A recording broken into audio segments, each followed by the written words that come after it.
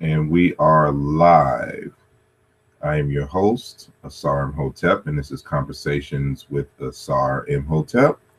I am host, as stated once again. I'm from the Madhu Mandela Institute for the Advancement of Science and Culture. Tonight we have a kind of a shift from the norm in terms of interviewing guests and having conversations about their work. Today's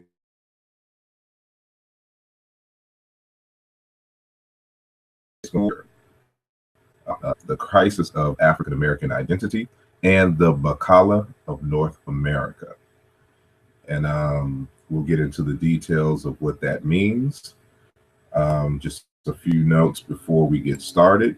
Again, this is going to be a full lecture. So those of you who have questions or whatnot, please make sure that you type it into the question and answer icon that's going to be at the top of the actual screen if you're viewing from YouTube or from the Google Plus. And at some point in the discussion, I will get to your questions, and we will get started. So I will have to share my screen. We may or may not be joined later on by some panelists, so we should be able to hear them as they come in at their own leisure. But today is generally just me, and I will be discussing this particular topic mentioned earlier. And so some advice, again, and I repeat it throughout, it would be best for you to put your screen, if you're viewing from your desktop, to view the screen on full, or do a full screen.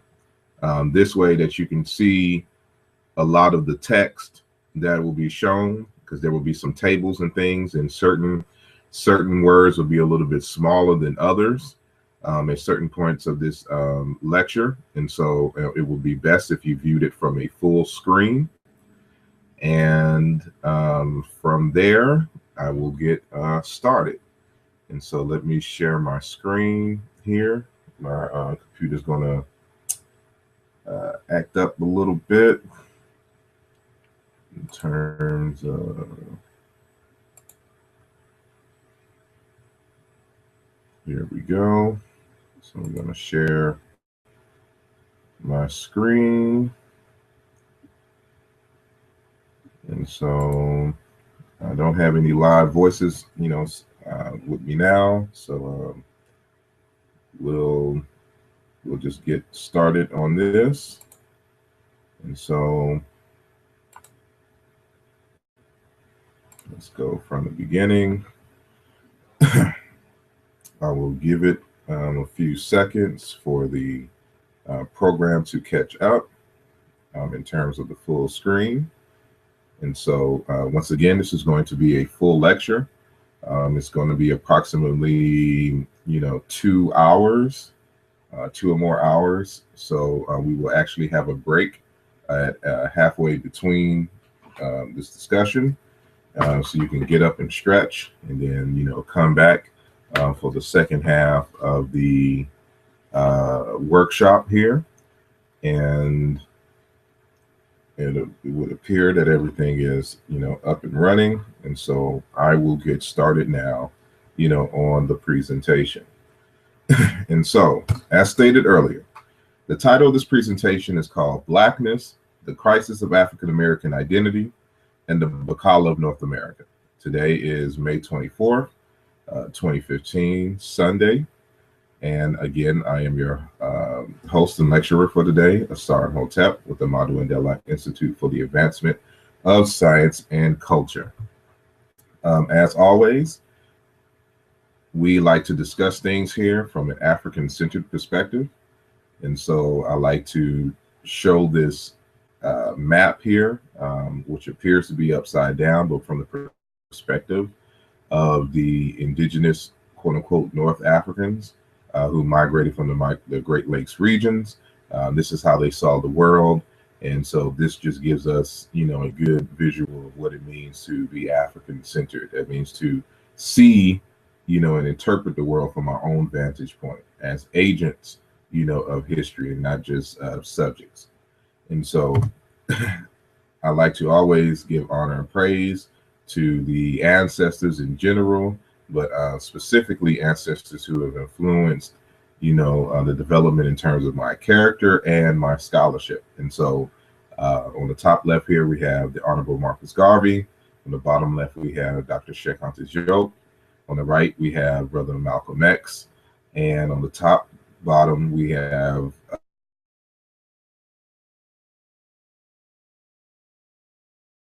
Brother Paul Tubman.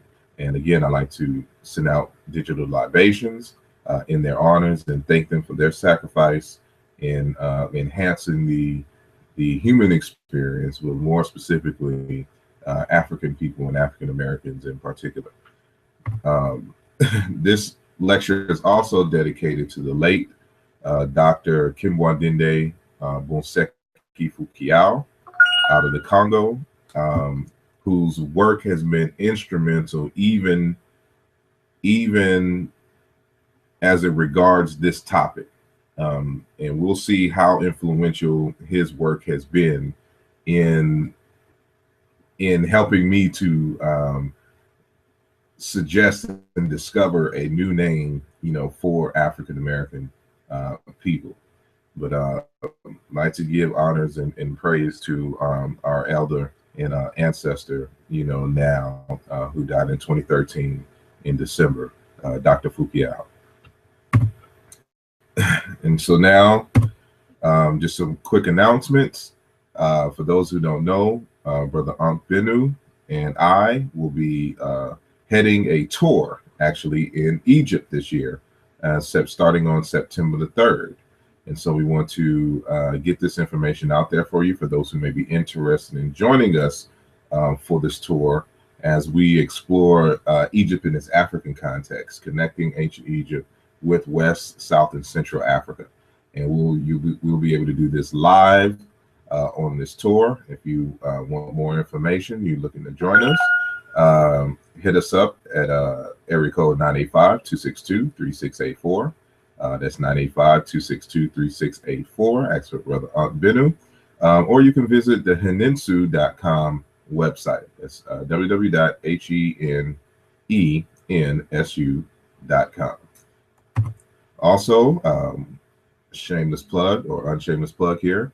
My latest work is called Where is the Love? How Language Can Reorient Us Back to Love's Purpose. Came out Valentine's Day of this year. A lot of what we'll be talking about will come from this book today. And also, since we're talking about the BaKala, this is a book that was published in early of 2009. It was actually written in 2007. Did a little changing and then published it as a book in 2009. So a lot of what we'll be talking about here is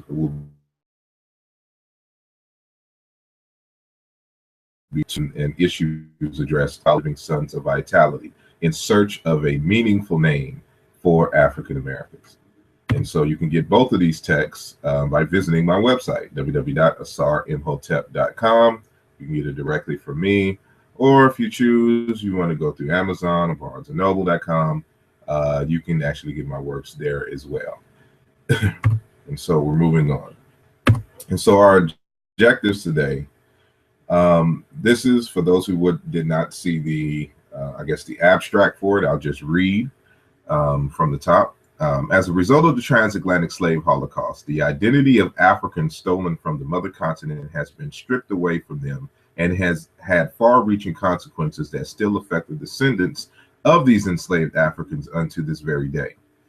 These African descendants have since gone through an array of labels that seem to evolve with each new generation: African, colored, Negroes, Blacks, African Americans, etc.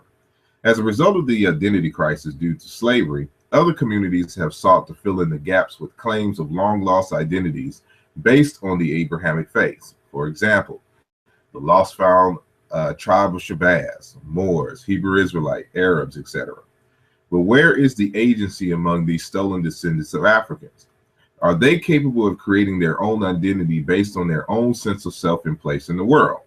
By what right do we have, or excuse me, do they have to name themselves? What should they name themselves and by what criteria? This presentation and discussion by Asar Imhotep examines the merits of the historical labels used to identify these descendants of enslaved Africans and suggests a new, more fitting label that speaks to their history, gifts, and collective vision. Asar will also present a comparative linguistic analysis that will demonstrate, one, how the word kala in the word BaKala and black are linguistically connected, and why the word black as a label actually is in alignment with traditional African views of the descendants of both the earth and the stars. Lastly, Asar will discuss this suggestion for, his suggestion for a new name for Africa and the merits for that suggestion. A discussion and question and answer will follow the presentation, as he will be joined by an esteemed panel of researchers. So that is our objective today.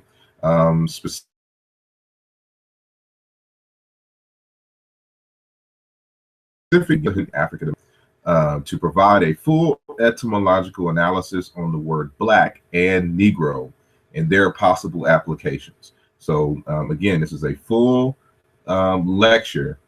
It's going to be quite lengthy and very linguistic intensive. So I will try to keep it as simple as possible so that the layman can follow along in assessing the word black and Negro. Also, to address whether we are quote unquote black or more,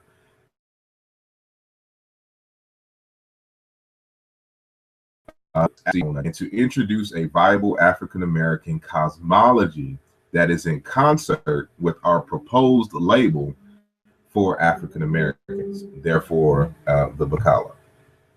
And so now we're going to get into the presentation.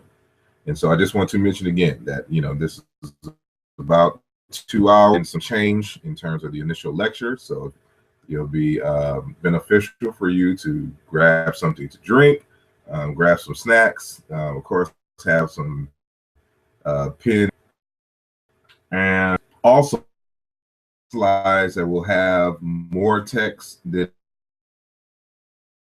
others. You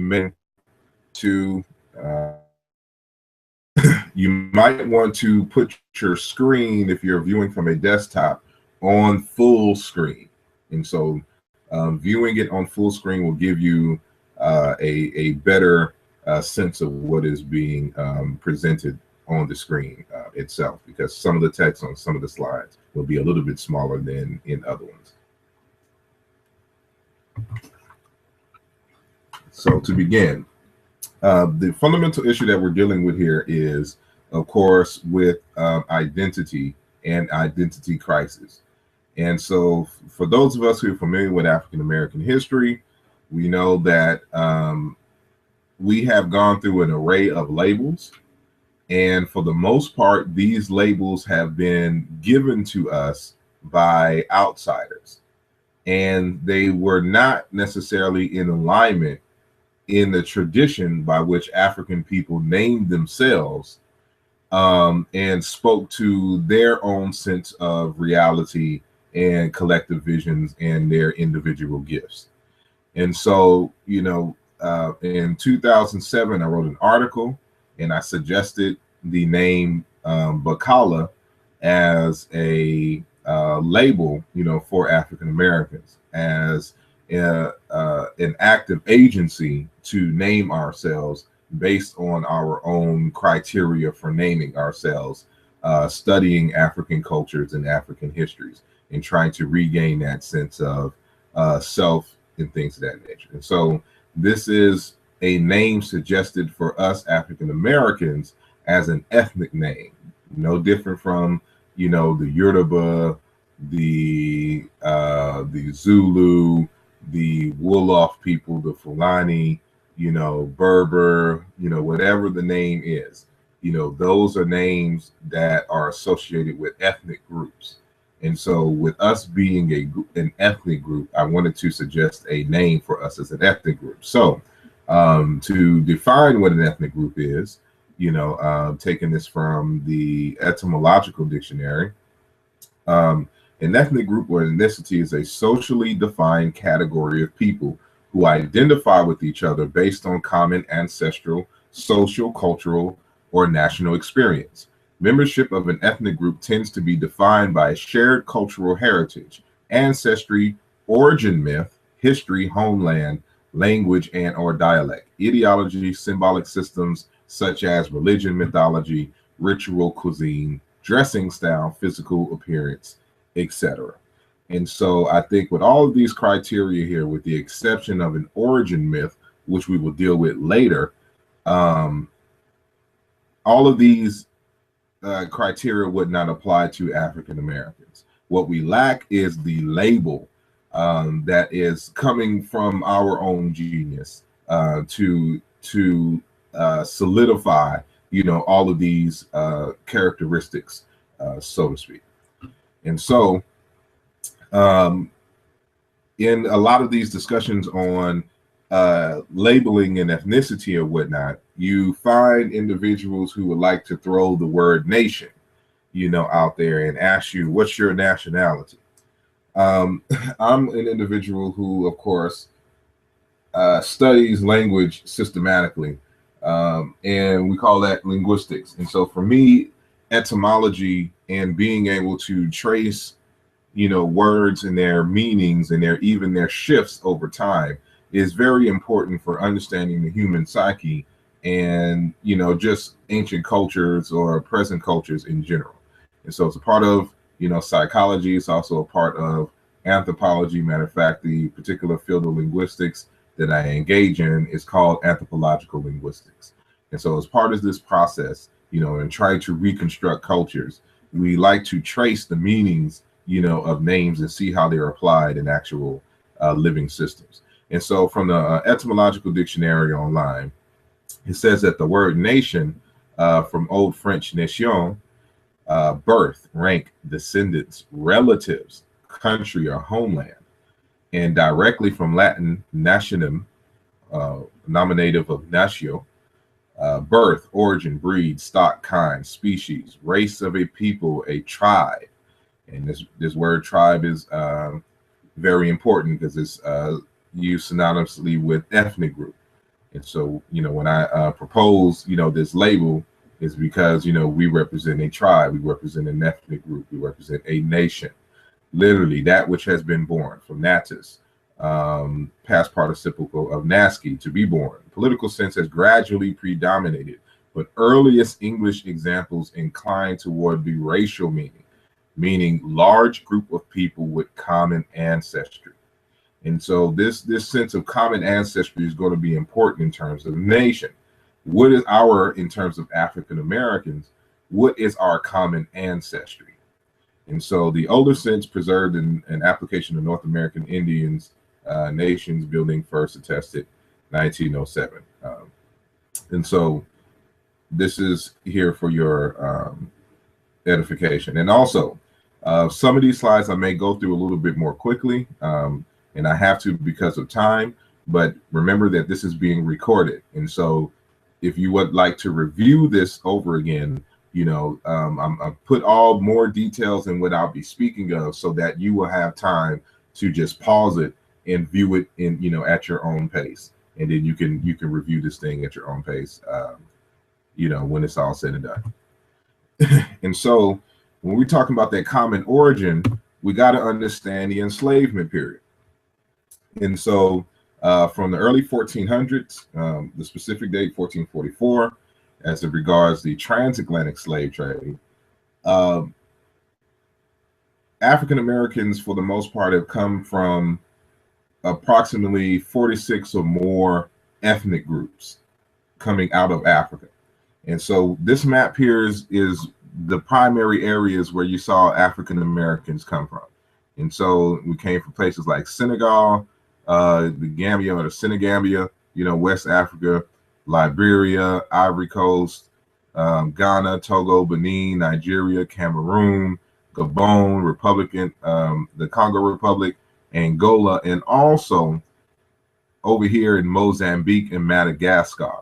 in Southeast Africa. These people are related to Zulus, Xhosa, other folks here in, Tanzania and things of this nature, closely related to the Karanga, or Kalanga, people in Zimbabwe, old Monomotapa Empire.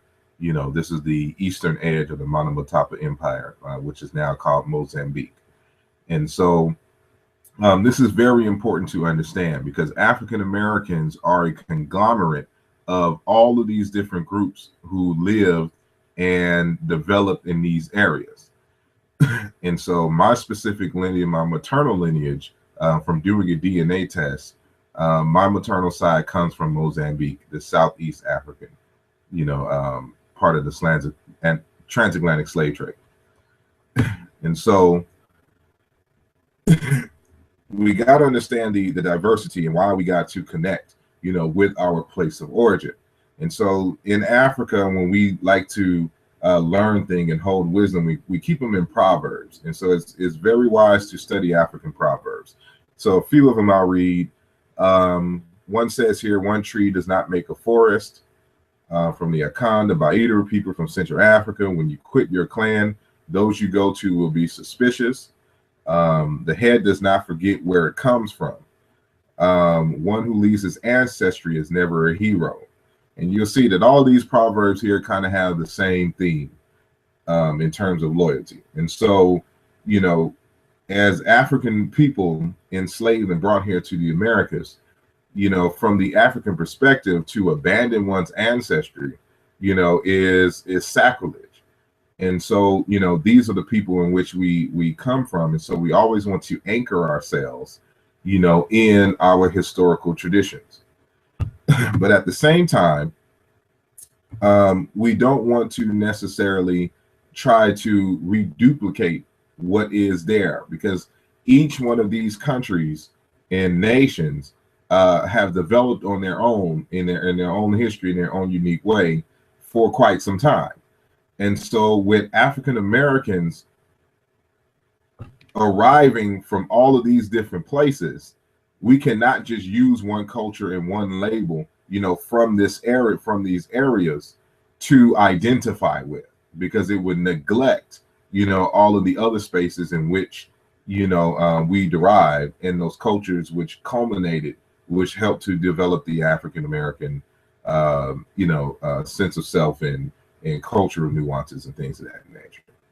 And so when it comes to the question of Moors, for instance, there's very many problems with trying to identify ourselves as Moors, and the same thing could apply to Hebrew Israelites or Tribe of Shabbaz. With the Tribe of Shabbaz, it's, we'll get to that later. But, here's some of the fundamental issues with identifying with the Moors. One, the Moors are essentially Berbers, and these are the people of North Africa. And these people were not involved in the transatlantic slave trade in terms of their people being stolen and brought here to the United States.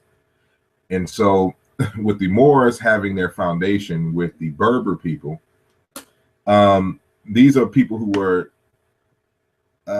in the greater sense unrelated to us. Also, the vast majority of African Americans, and again, I just said that, are not related to the Berbers.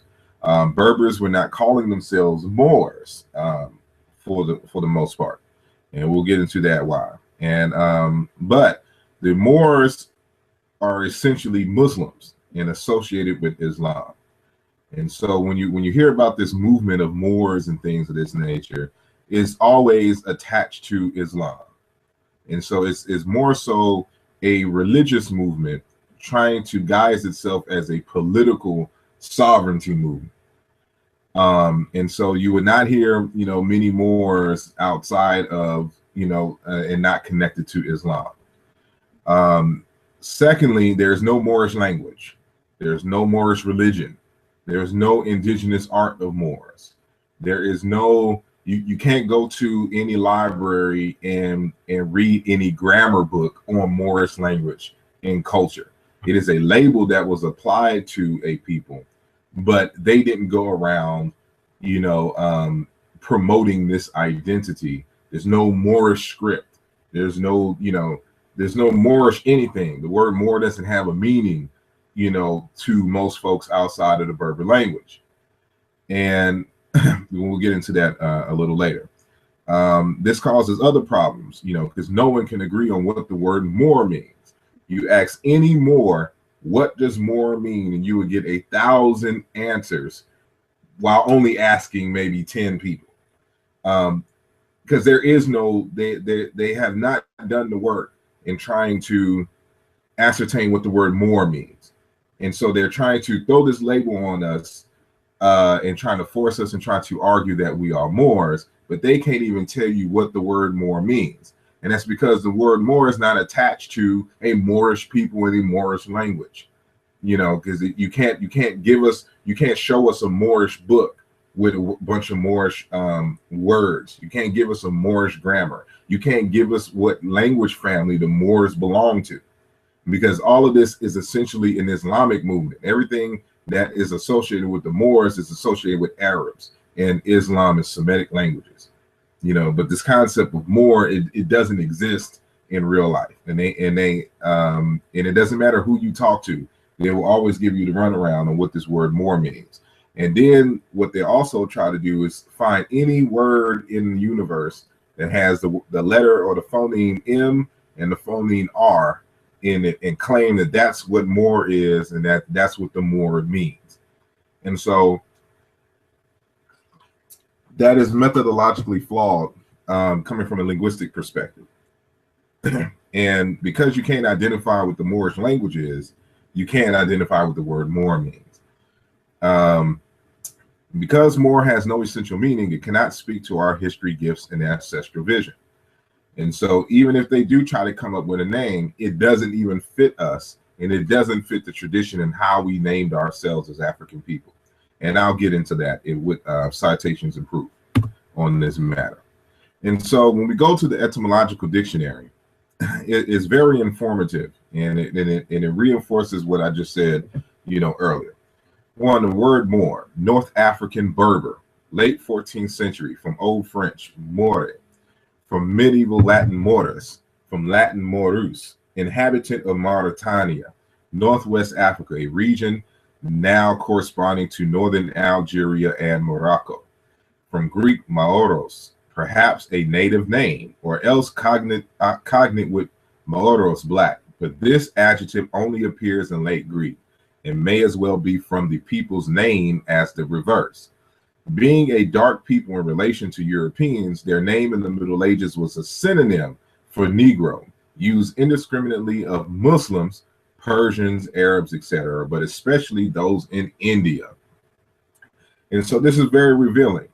And, you got to pay attention to what is actually being said here.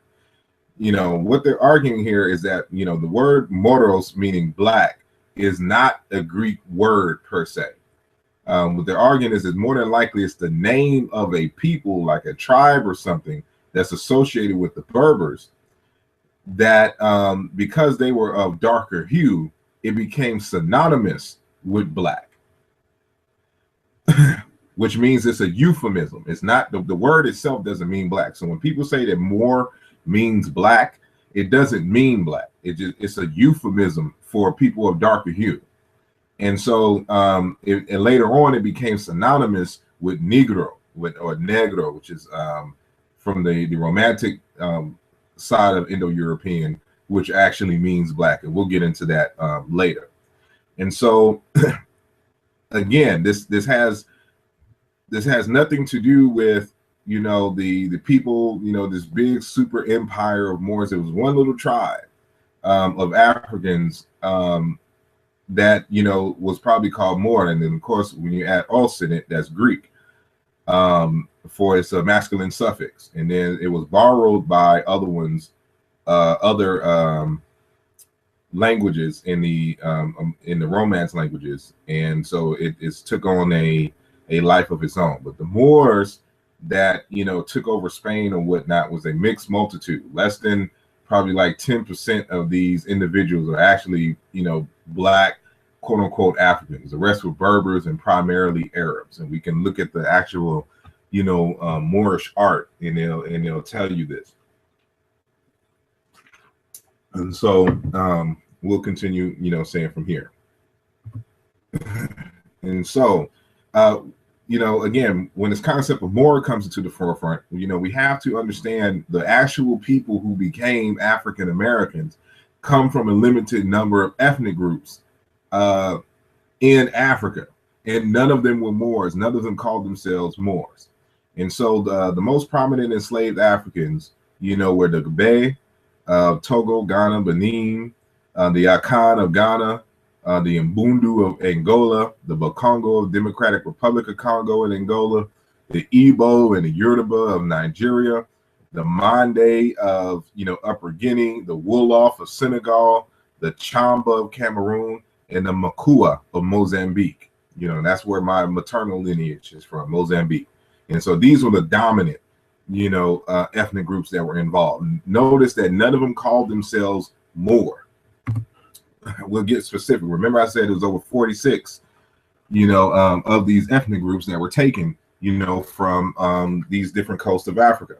And so we had the Wolof, Mandinka, the Seer, the Fulani, the Jola, Balanta, Fulopo, Mande, the Susu, Nalu, Bran, Kru, Kapele, Balanta, Biafara, the Timne. And on the right-hand side, you can see where these people are coming from. Again, I'll be going through these fast. You can pause this when you review it. The Akan, Ewe, Yoruba, Dagomba, Bariba, Igbo, Efik, Kalabari, Ga, Fon, Gurma, Mahi, Hassa, Ijao, Ijo, Igala, Etikira, Ibibio, Duala, Edo, Tekar, Bamun, Bamalike, Tike, Yaka, Chokwe, Lunda, Congo, Luba, the Baluba people, Luchazi, Mbundu, Ovi Mbundu, Makoa, that's in Madagascar, Makua, same people, Maravi, Karakare. These are the primary groups from which African people, were taken. And so notice that they didn't call themselves Tribe of Shabbaz. You don't see Shabbaz up here. You don't see Moor, and you don't see anybody calling themselves by any of the 12 tribes of Israel. It's not historically accurate for anybody to make these claims that, this is who we were, before enslavement. No, this is who we were before enslavement. And these people still exist today under these names that are related to their language and has a meaning in their languages. And so, again, the fundamental issue that we're dealing with here is agency, African agency, and our right to define ourselves the way that we see fit. And so for those who are unfamiliar with what the concept of agency is, in the social sciences, agency is the capacity of individuals to act independently and to make their own free choices. By contrast, structure is those factors of influence that determine or limit an agent and his or her decisions. The relative difference in influences from structure and agency is debated. It is unclear to what extent a person's actions are constrained by social systems.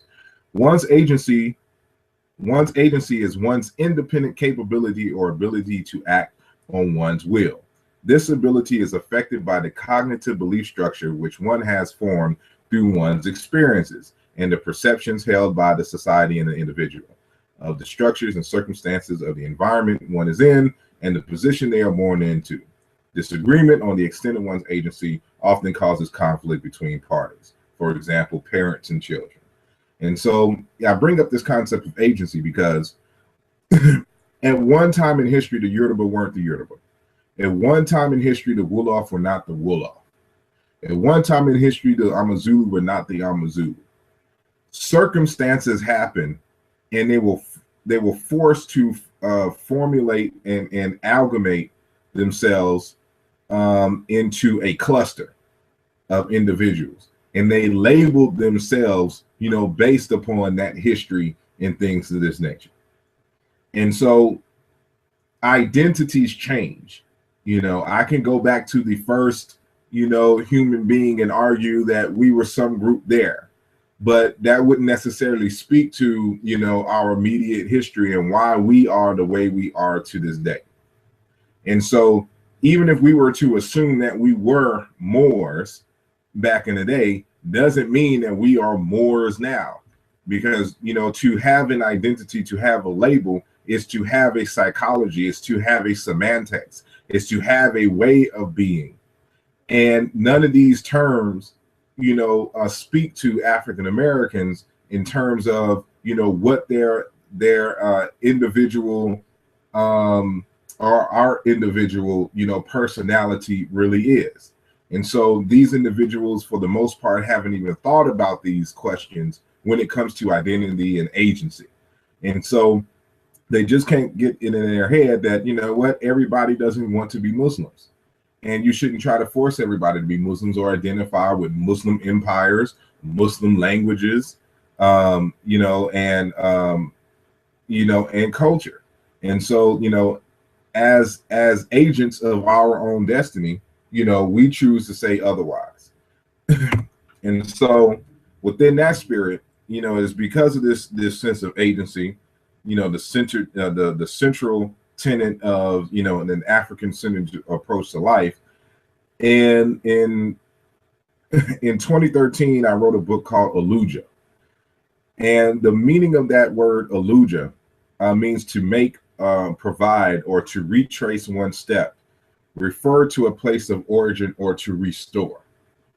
This is a modern Chiluba Bantu way of saying a word that you even find in the ancient Egyptian hieroglyphs called Saruj.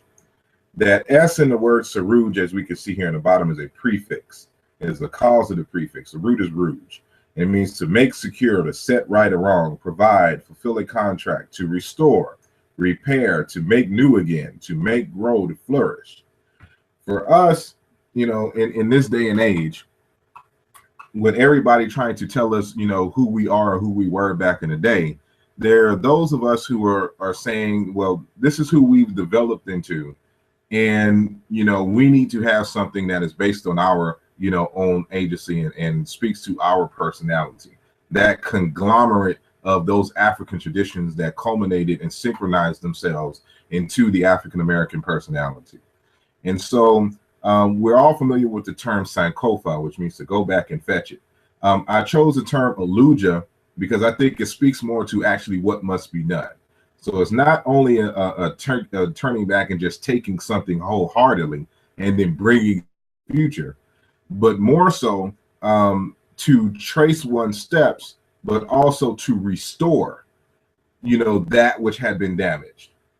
And so this is what this talks about in terms of Saru, to make new again, to make grow and flourish, you know, to set right. And in order to do that, you know, we must be able to anchor ourselves in our tradition, but to improve that which, you know, has been, you know, broken in the past. And so those familiar with ancient Egyptian culture and concepts, you know about the phrase Saruj Ta, which means restoring the world.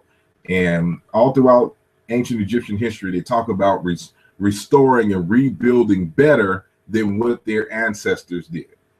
And so we're not, you know, the ancient Egyptians were about their ancestry, anchoring themselves in their past, but it was always in their consciousness to improve and to do better than what their ancestors did. And so, you know, for us in this day and age moving forward, you know, we're not just stuck on what our ancestors did or what our ancestors called themselves.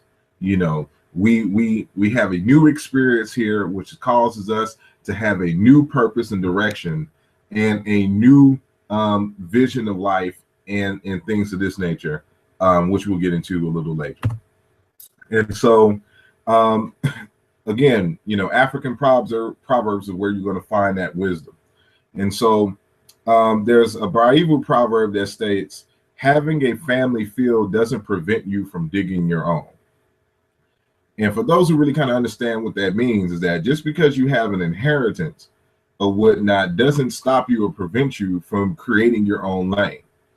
And so just because we were Yoruba or Wolof or Makua or Baluba at some time in the past doesn't mean that we just need to, you know, just go back and just take that name and just bring it forward over here wholeheartedly. You know, we can separate and become a new people and still be Africans, you know, in within the same line and level as our brothers and sisters on the continent. And so, you know, the reason why we had this identity crisis is because of the second Baidu proverb, which states, if you keep longing for a better home, a wanderer's sleeping mat will always be your sole companion. And so we got to quit wandering, you know, around this this issue of identity crisis. And so it's time that we anchor ourselves and we just decide, you know, who we're going to be and why we're going to be what we're going to be. And so, as John W. Vandercook has said, a race is like a man. Until it uses its own talents, takes pride in its own history, and loves its own memories, it can never fulfill itself completely. We'll always have a sense of emptiness if we don't take charge of who we are, you know, from this day forward. And so, the late Dr. Asa Hilliard, you know, one of our great ancestors, in his article, Race, Identity, Hegemony, and Education, he stated the following. He said, these names, because we're talking about race and identity here, our original African names were based upon our natal and cultural bonds and thousands of years of heritage. The names were based upon our collective history and creativity. Worse, we had forgotten why we named ourselves and how we came to be given alien names in the first place. Given the sacred nature of names to African people, and given the association of a name with our identity as a family, this was a tragedy of enormous proportions. Our focus on names became a barren one, a focus without the benefit of awareness of our rich cultural traditions. Therefore, we were unprepared for the conversation about race, naming, and identity. We had come to a point where we, as a people, were named by others. Most of us had lost control of this, the most fundamental of the human processes, the self-determining process of naming ourselves, of telling, not asking, the world who we were. And I think this is, I cite this in the BaKala book, this is very critical to understanding what we're engaging in today. You know, one, he brings up this phrase called self-determining process. And so this is another way of talking about agency. We had agency. We named ourselves based upon, you know, our traditions, our language, and things of this nature. And so what I'm proposing here is in the tradition of African people who, you know, were agents of their reality, not just simply reacting, you know, and trying to be something that they're not. And so we get a reaffirmation from our brother, also an ancestor, Jordan Ngubani, in his book, Conflict of Minds. He says to be human is to be able to say what and who you are, and to be able to say why you are here and where you are going. It is to be able to define yourself. Ancient Zulu philosophers taught that the person was unique in that he defined himself and that he knew the worth of the value that he was. Again, the African way is agency, knowing, you know, what the definitions are in terms of being associated with you. We just didn't name ourselves arbitrarily. They had a purpose, and we'll get to that. And so, you know, getting back to the article by Dr. Asa Hilliard, he goes on to state in terms of, you know, what our names were actually associated with. He says, however, there simply was so very much to who we were than our pigment. And so this is speaking against, you know, the words Negro and the words Black as being an identity label, you know, because they only spoke to our skin color. And so, you know, I'll repeat again. However, there simply was so very much more to who we were than our pigment. So how had we come to become preoccupied with what rather than who we were? With our political and economic struggle rather than with our essence and our destiny. In other words, you know, this is what the Moors try to do. They try to make our identity associated with politics. But the Africans, we weren't concerned with our politics when it came to our label. Our labels were associated with our essence and our destiny.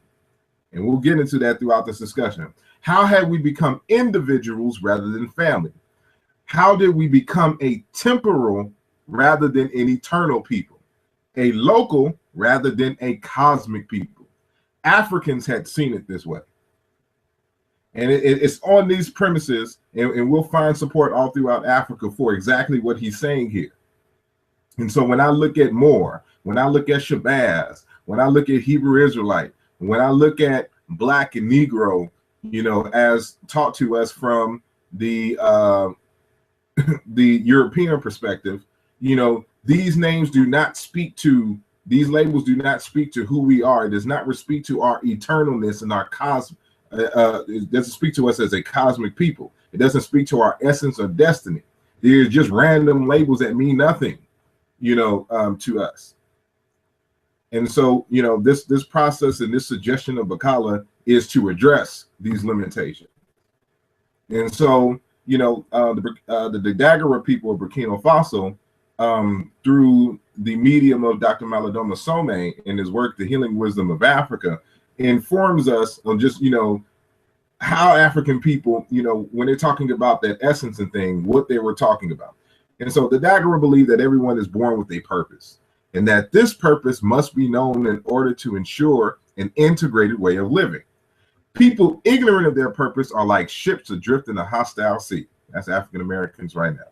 They are circling around. As a result, tribal practices emphasize the discovery before birth of the business of the soul that has come to this world.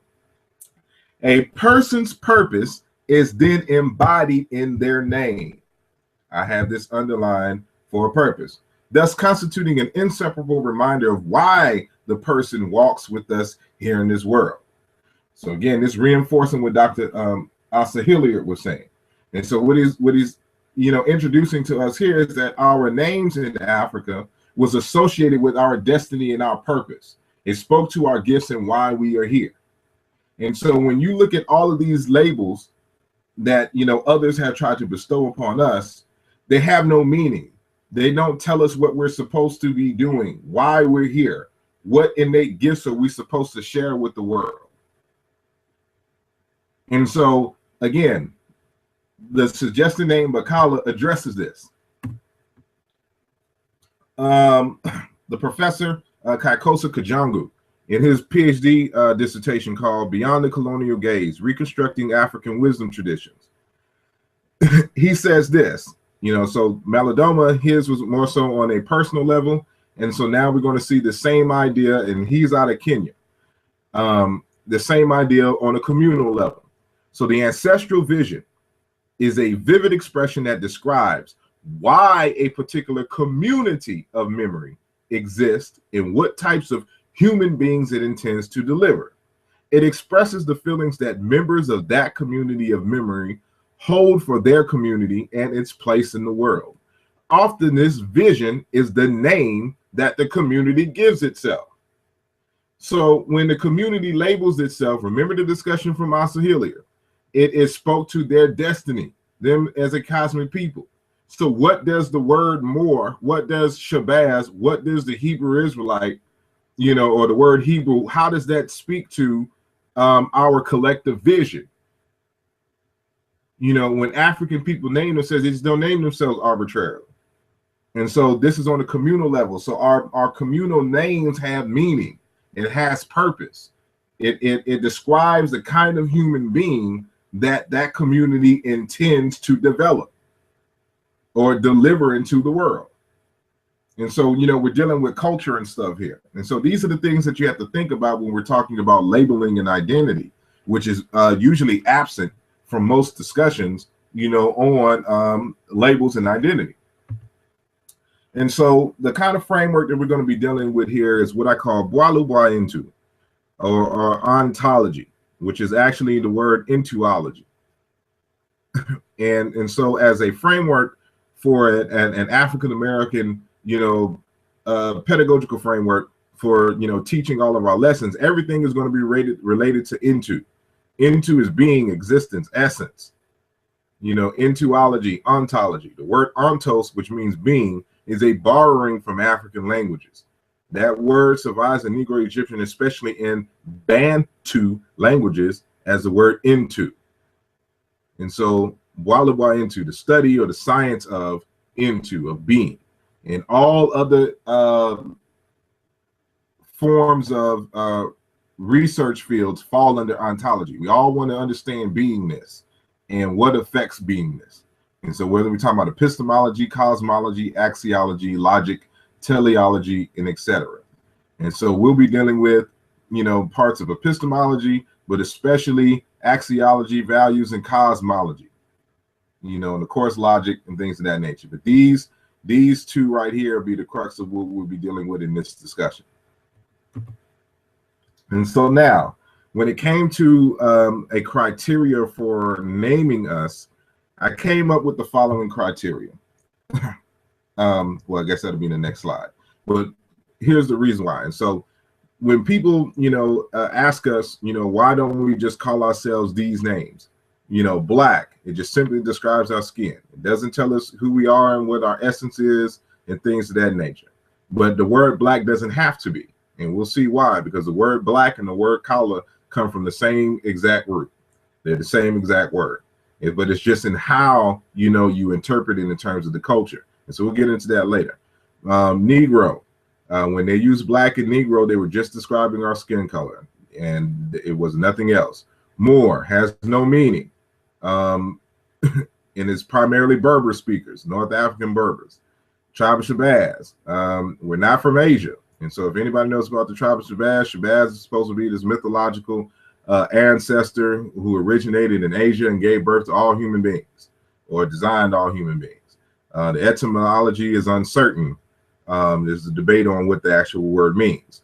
And so we don't need to be in any more debates on what a word means. We need to know what a word means and see if it applies to us, and then we can move forward. Israelites, we're not related to Israelites, regardless of what Israelites say.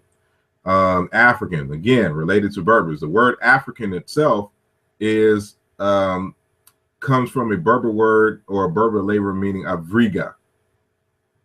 Avriga. And it's from Avriga, which was a merchant class in Tunisia, that the word Africa, came about. And the word Avriga, it actually may be related to the word Hebrew in Fulani and things of that nature. But that's another discussion. But that's what the word, African comes from. But it's primarily dealing with Berber-speaking people in Tunisia, who were resisting the Romans in North Africa. And so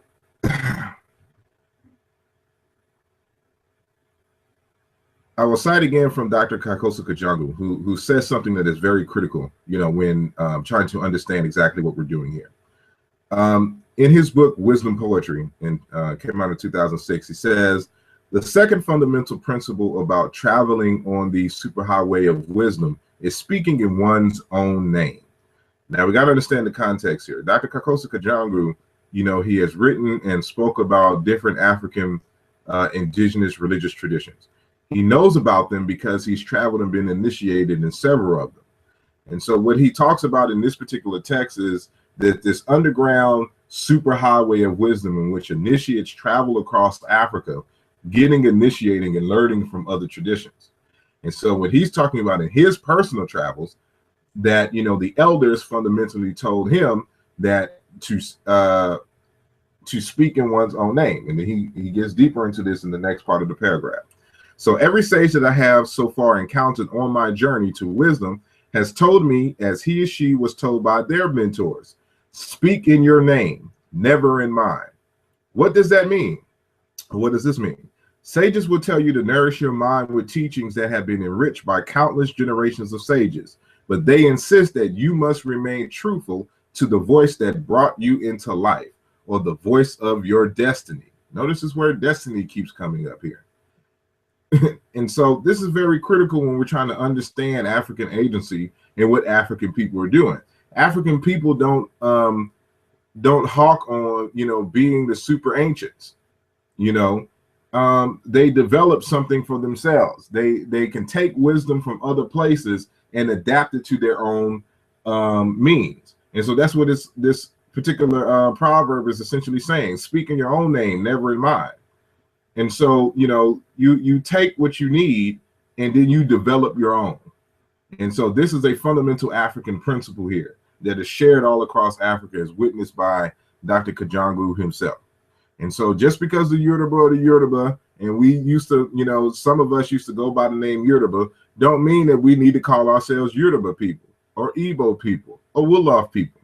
We speak in our own name. We're a new people now. We have a new certain circumstances that have forced us to become a people. And so we need a name and a label that reflects that. And so we can develop and take our own stake in the world and not be the stepchild and lost, children looking for our parents, forever, be eternal nomads. And so the criteria that I use, for finding a name for African Americans are the following. The name that, we choose, it must be able to speak to the many rooms which make up our mansion. And so, the many rooms that make up our mansion, meaning that, African Americans, have ancestry in dozens of houses of Africa. Again, Senegal, Ghana, Benin, Togo, Madagascar, Mozambique, etc. And so the name, must be, related and applicable to all the languages that exist in those areas. And to speak in terms of the diversity of the African American personality. And so it must speak to the history of African Americans sojourning in the United States. It must be anchored in several African languages, as I mentioned before, because the idea is Pan-Africanism here. Must have a philosophical texture in which to build a cosmology. Remember that cosmology was central to the identity. We'll get deeper into that a little later. Must speak to our gifts and the names we already have used to identify ourselves here in the United States. So I'm not abandoning the nature to use the names that we've already used here in the United States. The name, it should also be in sync with that, because we've built an identity, off of Blackness, and we've given it a philosophical texture. And so we don't necessarily want to abandon that, because that comes from the genius of African American people. And so as we see, the word BaKala reflects that, especially when we talk about, James Brown, I'm Black and I'm Proud. That's a pivotal work from one of our genius musicians.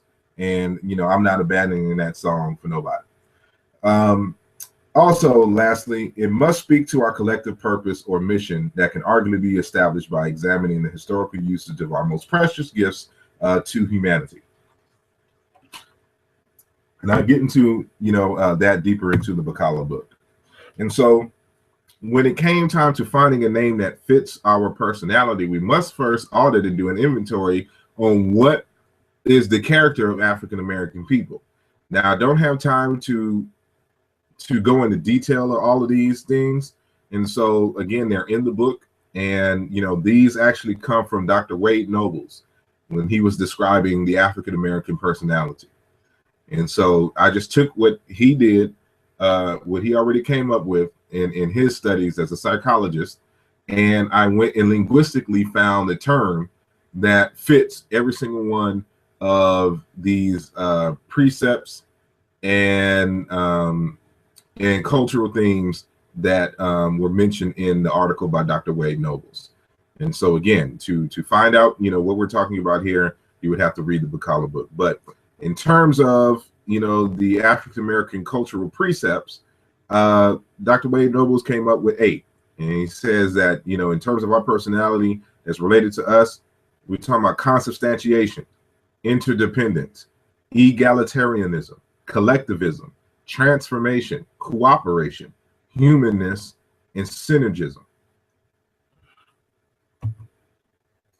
He also, discussed, these reoccurring themes that come up when we're talking about the African American personality in our history and psyche and things of this nature. And one is spirituality, resilience, humanism, communalism, orality and verbal expressiveness, personal style and uniqueness, realness, emotional vitality, and musicality and rhythm.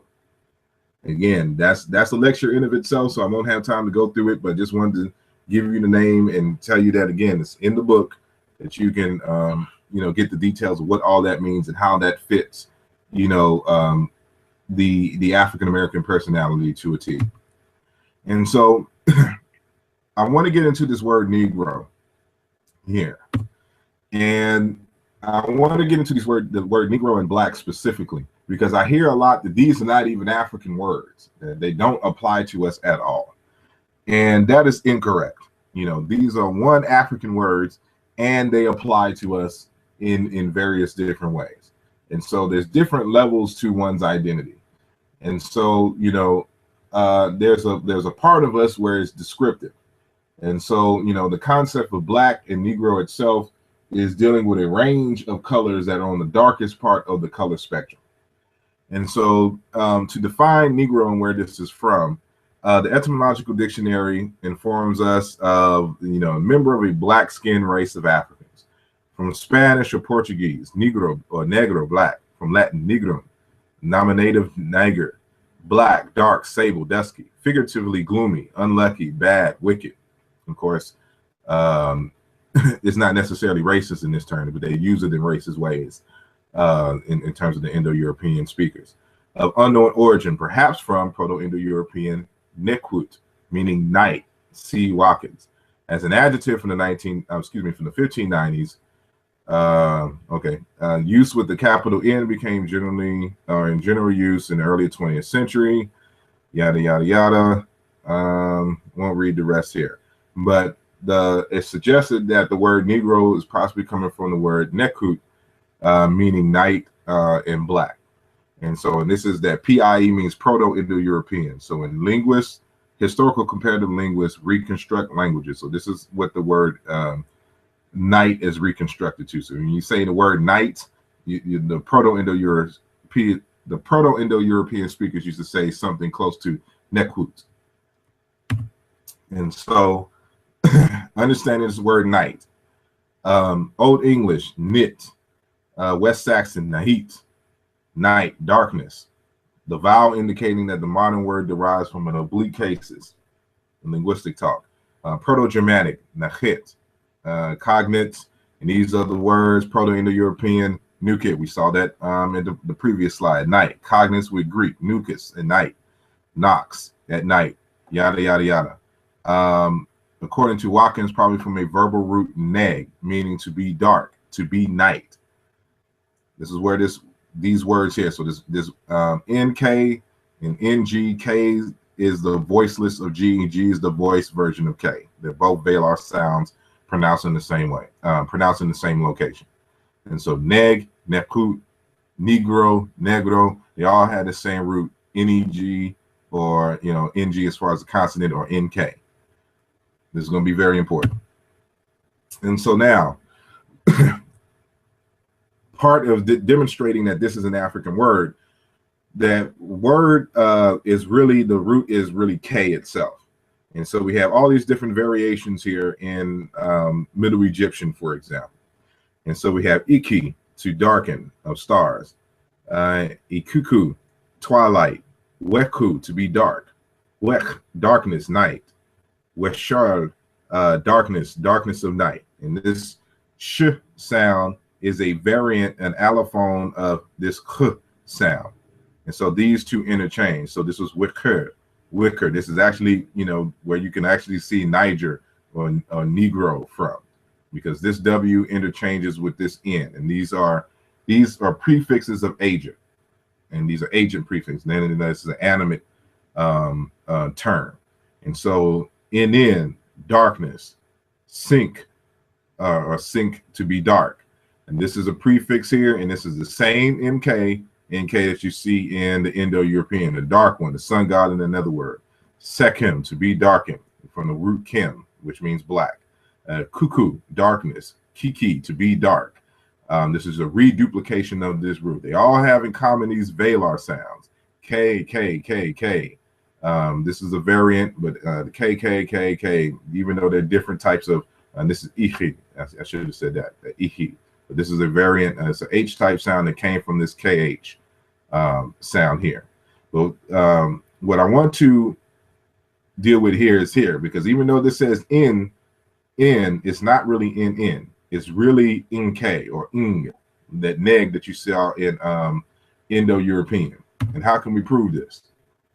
And so this will be a good opportunity if you don't have your screen in full screen, so that you can see it. I won't go through all of this, but I'll make sure that I'm kind of rambling so it could be up for a while, so you can pause it and look at it when you look at the screen again. But that's what this value is here. This is from Mboli's work, The Origin of African Languages.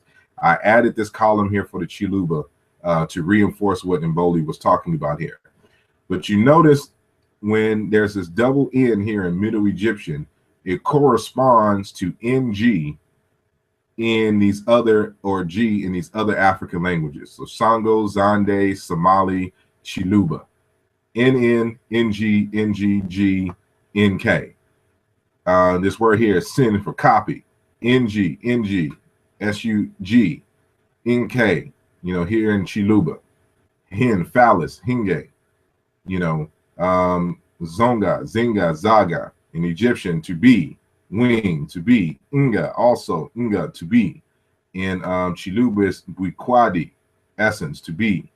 Everywhere you see this NN, it corresponds to NG. So this is an NG. This is the way that the Egyptians wrote the NG value in the latter position. They just wrote two N's because they didn't have a separate sound for or a separate grapheme for NG.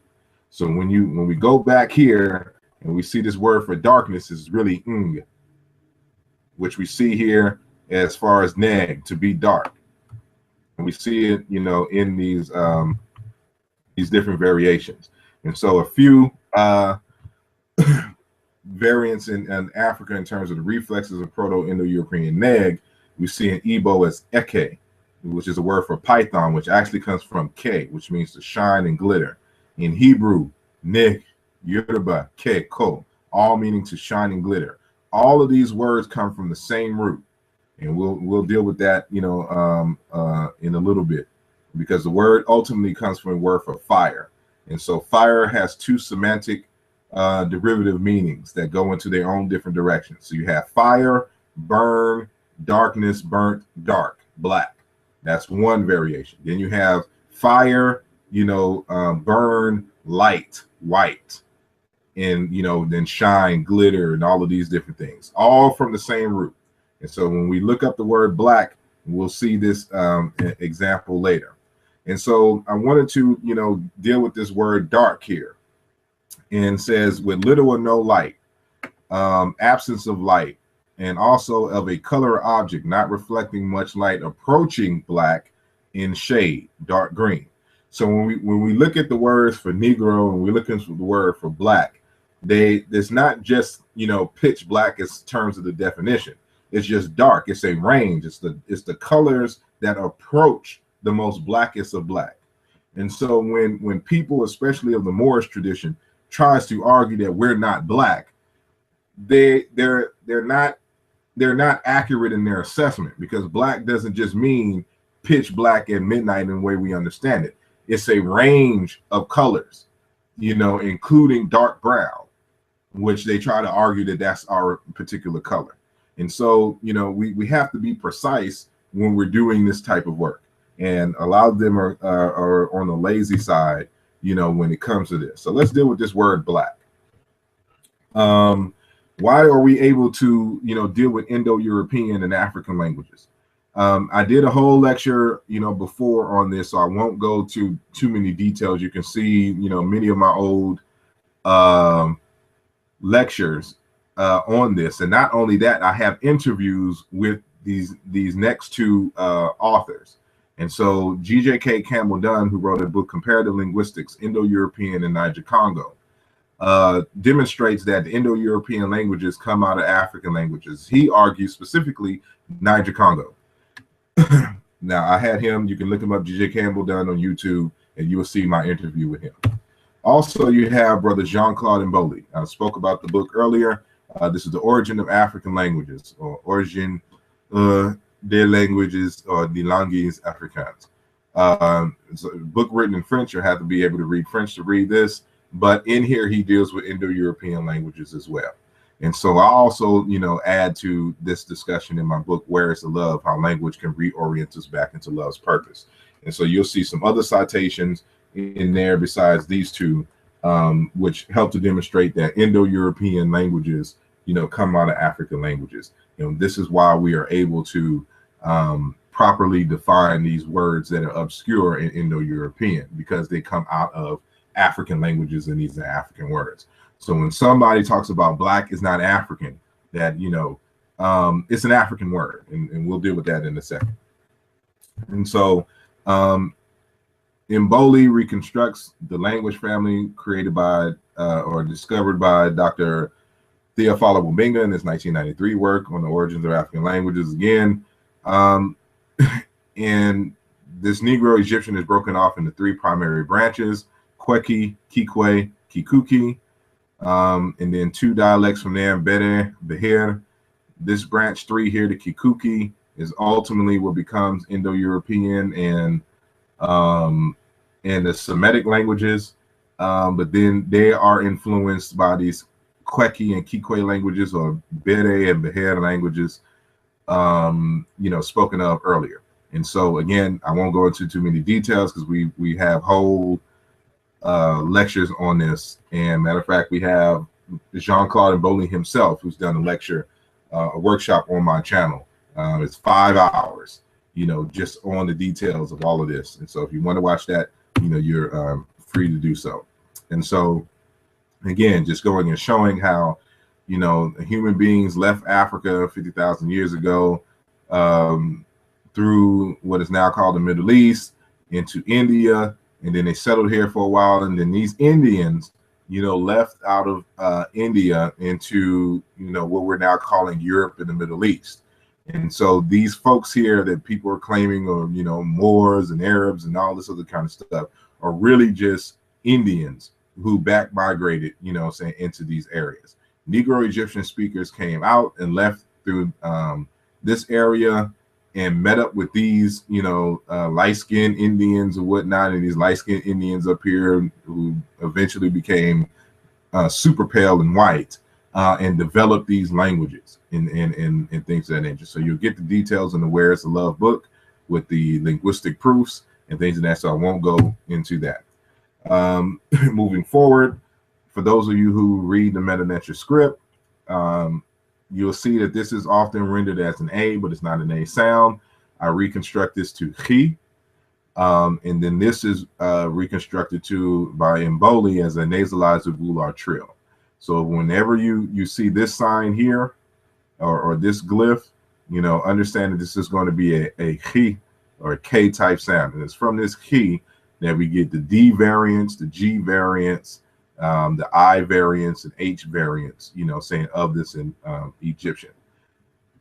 Won't have time to go through that, at this point. Again, you can read my Where's the Love book. All the details and proofs are in there. Here's some proof and examples for those who understand the historical comparative method. So where you see this sign here in Egyptian or Chicam, you see a K or an NG or NK sound, here. And so you can pause this when you're reviewing the video, and you could just go by it at your own pace. Same thing here. This is a K, this is an RL sound. And when we're doing our comparisons with Bantu, you'll see why this is going to be important, especially when we're talking about the word Black. Now, the reason why we're even doing this lecture here is because I posted this grapheme that I made up, showing that the word Black is one African, and that there are certain African people that call themselves Black. Excuse me if you hear any drinking sounds. I have to take squigs of water, periodically. Oh, and for the record, we'll be taking a break soon. And so if you have any questions, there's a live Q&A button at the top of the of your screen. So if you have a question, just type it there. So when I take the break, you'll be able to, just type it out. I'll answer some of the questions, while you stretch or get something to drink or whatever. And so again, But anyway, so this is the image that I created. And so I have here the word black, coming from a Proto-Indo-European root bel, which means bright and white. In Shikam or ancient Egyptian, you will see this word here. Remember, this is an RL sound. And so this is actually a soft type K or H. And so bright and light is belech. Go to a different variation. It's more of a rounded Q or K sound. So now it's blechu, oily, bright, white, bedazzled. Kiwi belek, the bright protected one, the reigning king. And so the king was called black. And this is what this is black, black. And so from the online etymological dictionary, black, dark. Remember this word dark again. And so it's not necessarily pitch black. It's dark. Any dark color can be considered black. Bleg, to burn, gleam, shine, flash. Bel, to shine, flash, burn. In Chiluba Bantu, we have this word still in that language. This is the inverse of the syllables. Laba, shine, glow, sparkle. Bala, shining, glow. Balakana, the shine, to shine, shining very bright luster, to radiate, be radiant. Babula, burn, scorch, partial reduplication, saying here. And so this is, the variation of this word black. And so we'll get deeper into, this. So this is just an image. It's probably passing around on YouTube, and not necessarily YouTube, Facebook and Twitter and things of that nature. I don't have an Instagram account, so I don't know if anybody shared it on there. But so we'll get deep into that. And so here's a slide that I think that it would be best if you opened, made sure that you are on full screen, so you can see, because the font is a little bit smaller. But here is the linguistic proof. So in linguistics, when we're arguing that something is a cognate must stand on two legs. That means that it must have the same shape and form as it regards to terms. And so and in terms of the shape and form, but also have the same or similar meaning. And so these two things must exist simultaneously in order to argue for a cognate. But it can't just be, that something has the same shape and it has the same or similar meaning, because you have what was called a chance correspondence. That means it could just be a lookalike and not necessarily be a genuine cognate. So in linguistics and historical comparative linguistics and anthropological linguistics, what we have to do is demonstrate a series or a pattern of regular sound correspondences, sound and meaning correspondences between terms. This lets us know that if a word is inherited or not, or if it is a borrowing or a chance lookalike, because we have to establish sound laws between two related languages. And so in this Egyptian and Proto-Indo-European, we notice here, this is the word that was from the previous, this word here, bel, bright white, which is a root to the word black. This is this word here. And you can find this, for those who actually have my book, Where is the Love? You will see this on page 39 and 40, this chart here. And so everywhere we see this aspirated B here, it corresponds to B in Middle Egyptian. Everywhere we see this L, it corresponds to this nasalized uvular trill or R here. And so this H and this K here are suffixes, and we'll see that they're also suffixes in Indo-European. And so bright white, oily, bright white, bedazzled of sight, bright white, same thing here. Bala, log beam, Bali, wooden pegs, bird, wooden beam or wood beam. You have the hieroglyphs here to, to show what it looks like in the actual ancient Egyptian scripts. We can do this all day. Leb, to pour wet. It's the inverse here, Indo-European, but in Middle Egyptian, it's in the correct order. Better, moist, damp. Better, to pour forth. Same word. Gwelbla, uterus, womb. Kaleb, intestine, gut, interior, middle. And so the uterus, the womb, and the intestine, gut, interior, middle, they're all the same semantic field. And so our ancestors did not distinguish between these entities. They were all the same word. Bear, carry. This BH now turns into an F, and then of course R and L's R and L here. But this is a labial velar. This is one sound, the or ber arm, which is to carry, where we get the word carry from. So verbs come from the concrete nouns. Bell, to flower, to blossom. Now the BH turns into P.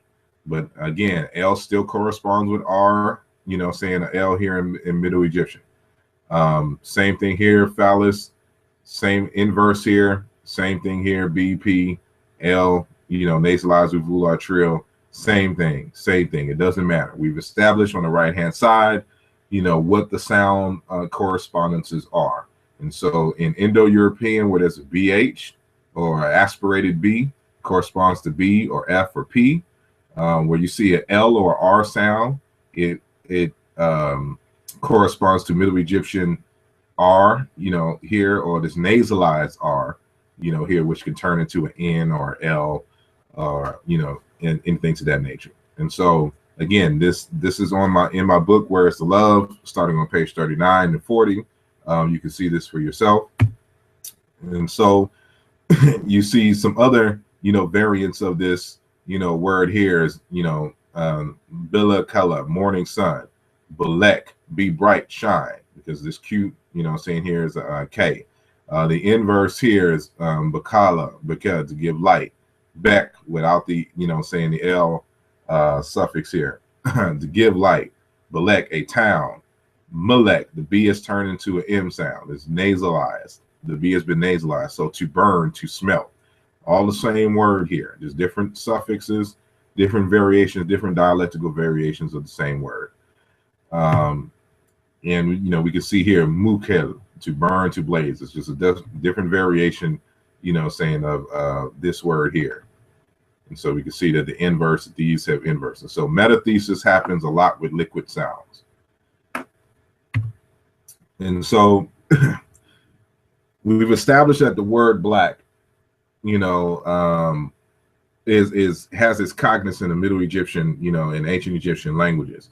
And so when we're looking at this word here, this is interesting, because the word there's a different word for Egypt. Egypt has many different labels for the country, and it was called black. This is what you're seeing right here, in reference into the dazzling eye. And there's several different places that this is in association with the sun. And so it's the place of the sun. And in terms of the dazzling eye, these are the sources where you can find it, you know, from the Walter Bush Dictionary. But here it is, black. And so when people try to talk about that there was no black land, that there was no black people, that's a lie. Here we have the records here. This is what they called it. This is how they spelled it in their own language. This is why it's important to attach labels with languages and scripts and culture. This is what it looks like in their language. And so, you know, we have variants of this word here, clear in character, you know, Sabelek, the heavy eye, the heavenly eye. The heavenly eye is the sun. And so this word doesn't mean eye. It means it's a brightness, it's to shine in things, and it's in reference to the sun. The heavenly eye is the sun. This is the place of the sun. And there's even cities like Hemenu, or which is the place of the sun people, is a city. And there's also a reference to humankind in ancient Egypt. There's also the town of On, or In, you know, which the Greeks called Heliopolis. You know, we know Helios means sun. This is the place of the sun. All coming from these words, and this is a variant of here. This word black, or bleket. This is a suffix here because this word means to shine. And this suffix T nominalizes it, which means it turns a verb into a noun. So it's a grammatical feature here. So bleket, you know, the dazzling eye, reference to Egypt. And so this is what they call their land, black. And so anybody arguing that you cannot find a black land in Egypt, tell them they're full of, you know, horse manure. They didn't do their homework. And so when you saw, and for the record, these glyphs are from right to left. You read them from right to left. You know, the concept of brightness also extends to oil and clarity and things of that nature. And so this glyph here, you know, in some of you'll see it in some of them, but you won't see them in all of the dictionaries in terms of having this sound value, BRK. And we'll be able to prove that it has this sound value, you know, saying a little later. And this is not a determinative. This is part of the word itself. And so we know this is a BR glyph here. This is actually BRK, and this K here in tit, you know, oil of a moringa tree. And so it's referencing the oil of this tree, you know, brek. But it's also coming from a word meaning to shine and things of that nature. Same thing with this is a variant of this word. And so when you talk about the dazzling eye, dazzling oil, and all that, that's what this spelling here is. Because I have to put this here for those who actually read Meta Nature. You'll notice that it's missing this glyph here. But in the dictionary, you'll see BRK. But it's missing this glyph here, which is the, we transliterate as capital A. But I'm just letting you know that it is actually in here because it's this glyph here, which reinforces that it's to be interpreted as BRK black, which you see in these glyphs here. And so there's a semantics going on here. And it's the idea of fire, burn, light, white, oil, clear. In Yoruba, we have the following. Upon be epore, and I'm not saying the tones correctly, so I know Yoruba speakers will think I'm killing it. But, you know, akpo be epore, one who is light complexion with color matching that of a palm oil. And so the same word, because this is what this word here, po, is a reduced variant of this word meaning light or whatnot, but it's pom. This root here is in Indo-European is BL or BHL. In Yoruba is PN. The L turned into N. The B was devoiced, the BBH. So when we showed those correspondences, you notice that BH in Indo-European match with Yoruba P as well. And so we see that in nominal terms here in Yoruba. So this pon, pon is the word for bright, you know, oil, light complected, and all this. So it's, you got to understand that, you know, the word black, the root for the word black is also referring to light-skinned people, just like how we do here in the Americas. So when we see people like, you know, Elijah Muhammad or Halle Berry or who are some, you know, some light-skinned folks, some how can I, you know, even, you know, Minister Farrakhan, you know, or the sisters from Sister, the twins, you know, they are still black people. We would still use the root for the word black in African languages to describe them, because the word black splits off into two different variations, all the same word. And so, you know, you also have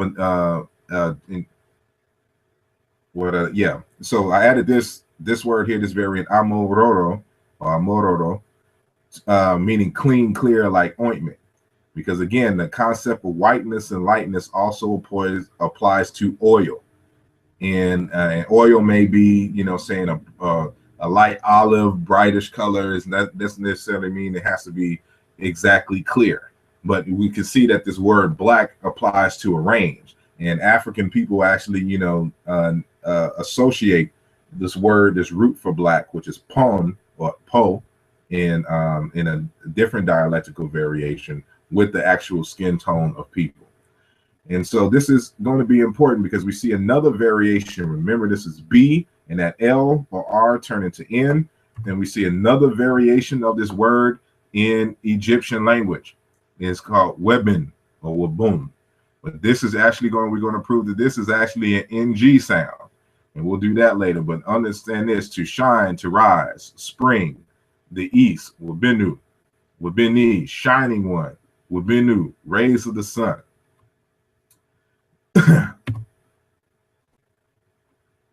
As we can see here in Proto-Bantu, where there's a B here. And so Proto-Bantu B, Chicam or Egyptian, Middle Egyptian B. Correspondences here. Where you see this N is actually NG. And so W also corresponds to O in Bantu. And so we'll deal with that, you know, in a little later. But see, Bing, glitter, be red. So even red has that root. Splendor, shine, binge, to shine, to rise of the sun. Bing, dislike, refuse, pride, arrogance, bingo. Bin is a negative particle. This word here became grammaticalized in Egyptian. And for the record, Proto-Bantu was older than Egyptian. And so from this root, dislike, refuse, pride, arrogance, now it becomes grammaticalized and becomes a negative particle with the same function. The negative particle means no, dislike, you refuse. It means nuh-uh. Bing, cut, slice, binga, minga. Again, B and M's interchange. Cut, slice, wound, sharp edge. Wabinu. Here's the gliss, wound, injury, in terms of the reflex. Because this is regular, we can use Bantu again to help us determine. So this is a variation of that BL where we get the word black. I'm showing you that the word black is all over Africa in many different dialectical variations. So remember that the NG and N correspond in B and B and also M. And so I also showed that this L also corresponds with NG as well. And so in here in magic and Shango, force, Nangu, Mangu. Remember, B's and M interchange. And Muinganga, medicine doctor who uses magic in Chiluba. Here we're using the second, nasalized uvular trill R. It disappears here in Coptic, but in Zande it exists Gangara. Intervocally, it keeps its, traditional NG value. This nasalized R comes from a K value or NG value. Same thing here. We say sema, but it's not sema, it's semir. But it's ingi, hair. Mangi, hair. This is a prefix here, S. And suki, tresses of hair. K, velar sounds.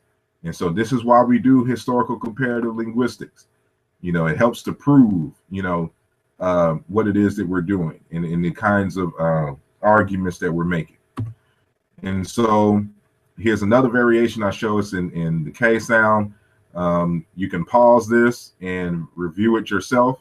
These are all, this is how we do historical comparative linguistics. So anybody trying to make an argument, they would have to produce something just like this. And so these are all regular and these are solid.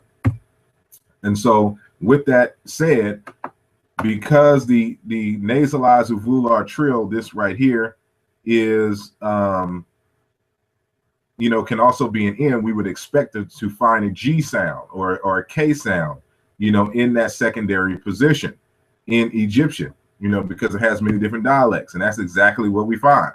So WBG. So you had BN, and so to shine, to illuminate. This is a different variation of Wibin that we saw earlier. The actual L sound comes from D, and so it's BD, to illuminate, to shine. It's all the same word.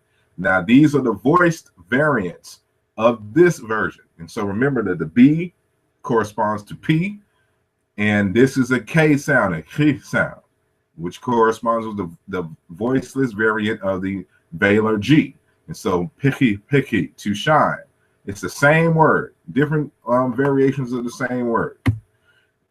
And so one of the things that, we got to understand is that, as I spoke of earlier, the word for fire has a wide range of meanings. And so from it, comes words in African languages for sun, day, to burn, boil, bake, light, look, collect, eye, face, aim, hunt, white light, lightning, thunderbolt, dawn, morning, tomorrow, heat, dry season, year, time, coal, ash, black, dark, night, yesterday, coat, smoke. All of these different meanings come from this essential, root meaning in African languages and world languages, which we can see at a later time. And so this you have to keep in mind. And so here's, saying the proof of these different variations. I won't necessarily go through them, but from a reconstructed form, kifuki, we get, variations like pasi, bake, boil. From kifuki, again, we get another variations like sun, hour, heru, huru. So this heru, huru is the same root of the word black. Same from Ra. Same for, the moon. All come from the same linguistic root. And so we won't have time. Even the word Kim in Kemet, which people try to make it seem as if this is the word black in Kim, but that's a different argument here. But the word Kim in Egyptian, meaning black and pile of burning wood, comes from this exact root. So you're saying the word black in many different variations. And so from, ki and kifuki, kikehu, firewood. K, the word for dry and wood, and hu, to breathe. From flame to wood for the fire through the burning pile of wood in black. And so the easiest way to keep the fire in those early times is to blow on dry wood while rubbing. And so from flame, meanings evolved to cook, star, charcoal, black, color of coal, and white, color of the flame, and the light thus produced. And so here's some of the sound variations. I won't go into that, but you can pause it when you have time, so you can kind of get a gist of how these different variations of sound changes and how certain vowels affect certain sounds and their changes. Same thing with this here, and this is going to be important. We see this ku, how it changes to ki, ku, kwa, gu, pu, pu, pu, pu, pa, wa, mu, ba. All these different variations of realizations of ku, and followed by certain vowels. But we'll see some examples of that a little later on. And so, and Bowley informs us that simply because of this versatility, and that this is my translation from French, the occlusive velar K in a syllable of type ki, this is a mid-closed vowel, may over time develop the following forms: K, in terms of its conservation; C, which is a palatalization; Ku, which is a labelization; and then kind of a he of even she, in terms of affaiblissement or assembly in terms of this particular word. And so with Q or Ku itself being a difficult sound to produce, it can lead up to 4 different dialectical sounds, and that is Ku, K, G, P, and W. And so this is going to be important here. And so when I suggested the word kala itself, I use paronymy, but the main thesis comes from a word meaning coal, and fire and black. And it has its reflexes in Kikongo. I took it from the Kikongo language. Kala, coal, black. It also means to be. Chiluba, dikala, charcoal, coal, carbon. In the Igbo, kalu, the Alusi or the Orisha of thunder and lightning. Ewe, Kelly, light. Mende, Koli, fire, thunderbolt. A Koli, Kolo, anger. And when you get hot, when you're angry. And so it's a semantic shift in the Akoli language. And so this word kala, dikala, kalu, Kelly, Koli, Kolo, BaKala, this ba is a prefix, and we'll get into the prefix later. It just means people. It's a plural marker for the human class in Bantu languages. And so, this word kala that we deal with here. And so this chart I created here to show you how the word kala, meaning black, and coming from burn and charcoal and all that, comes to mean so many different languages, and how we actually get the word black out of the word kala. And so we can see in these surviving languages, how this played out. And so this K in the initial position becomes rounded. And so we see it's the survive still in the Songha language. It's kwale, to be white. And so kala, kwale. This W then, this K now becomes a simultaneous labial. Well, this is a labial velar itself, but this is a simultaneous articulation of K and P. And so in the Jalgu language, also in West Africa, they say kpale, to be white. So kwale, kpale. This is one sound. So the KP sound, and then it terminates in the L consonant.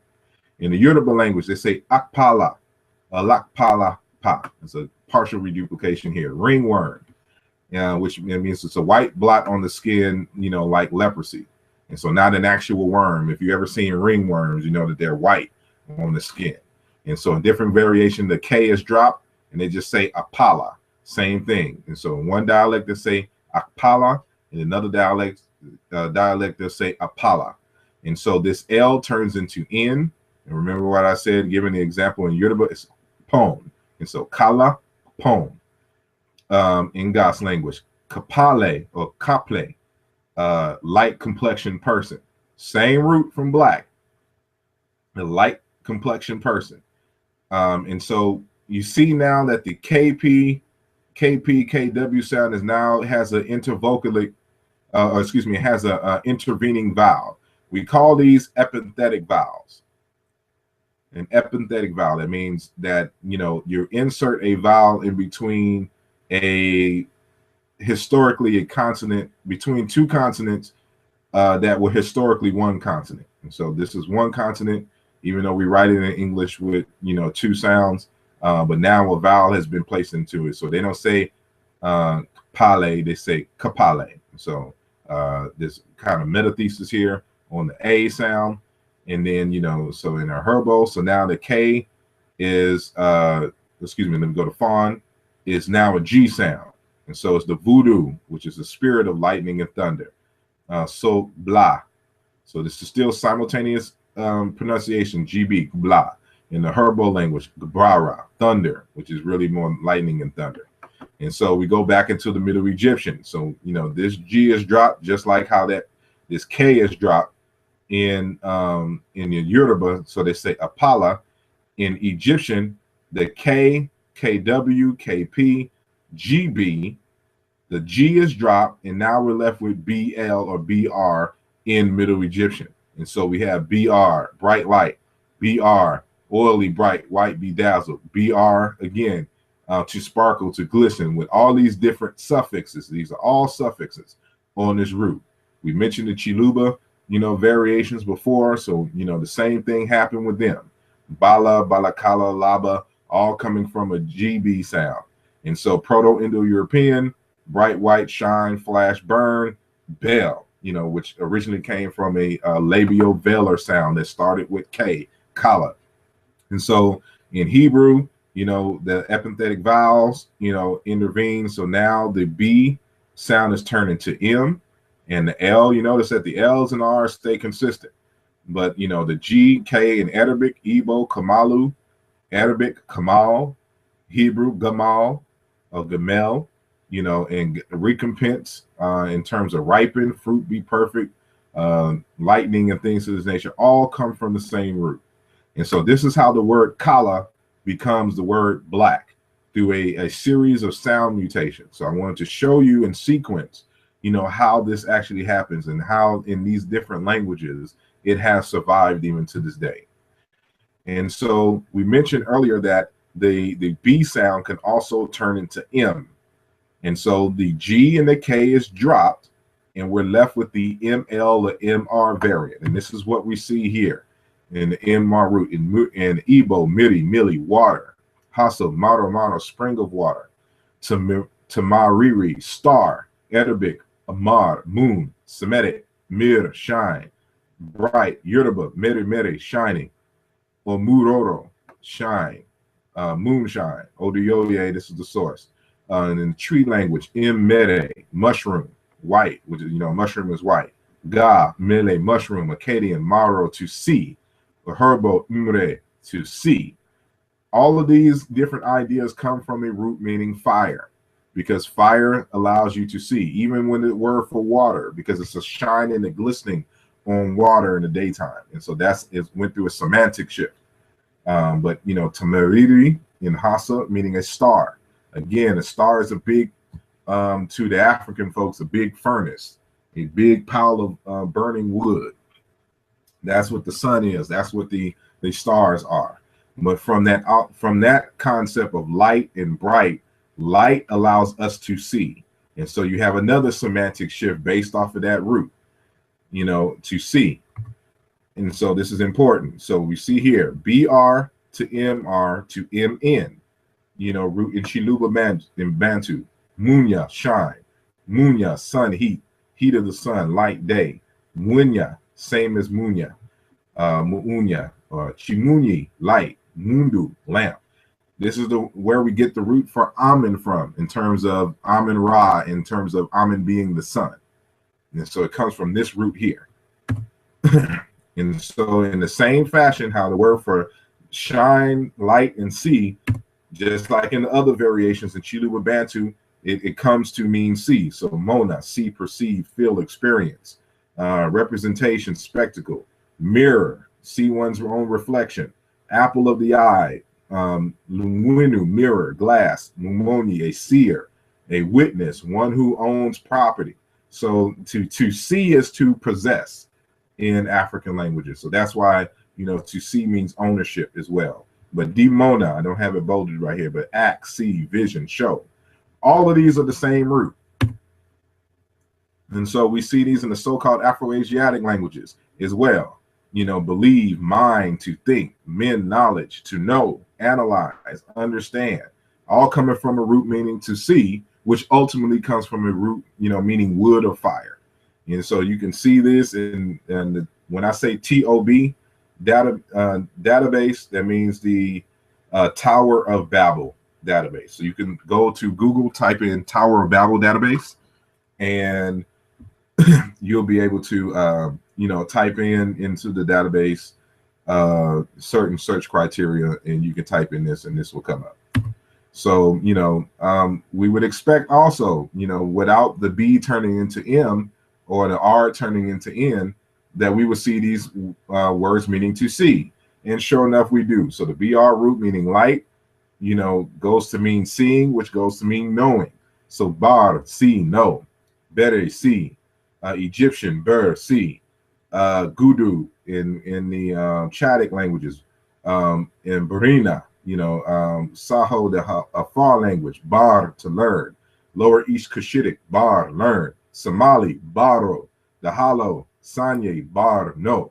All of these coming from the same root in terms of black. And there's a whole point of me doing this, because when it comes to black, we just don't use black in terms of referencing our skin color. We use black, for a variety of different things, which we have also adopted here in the United States unknowingly.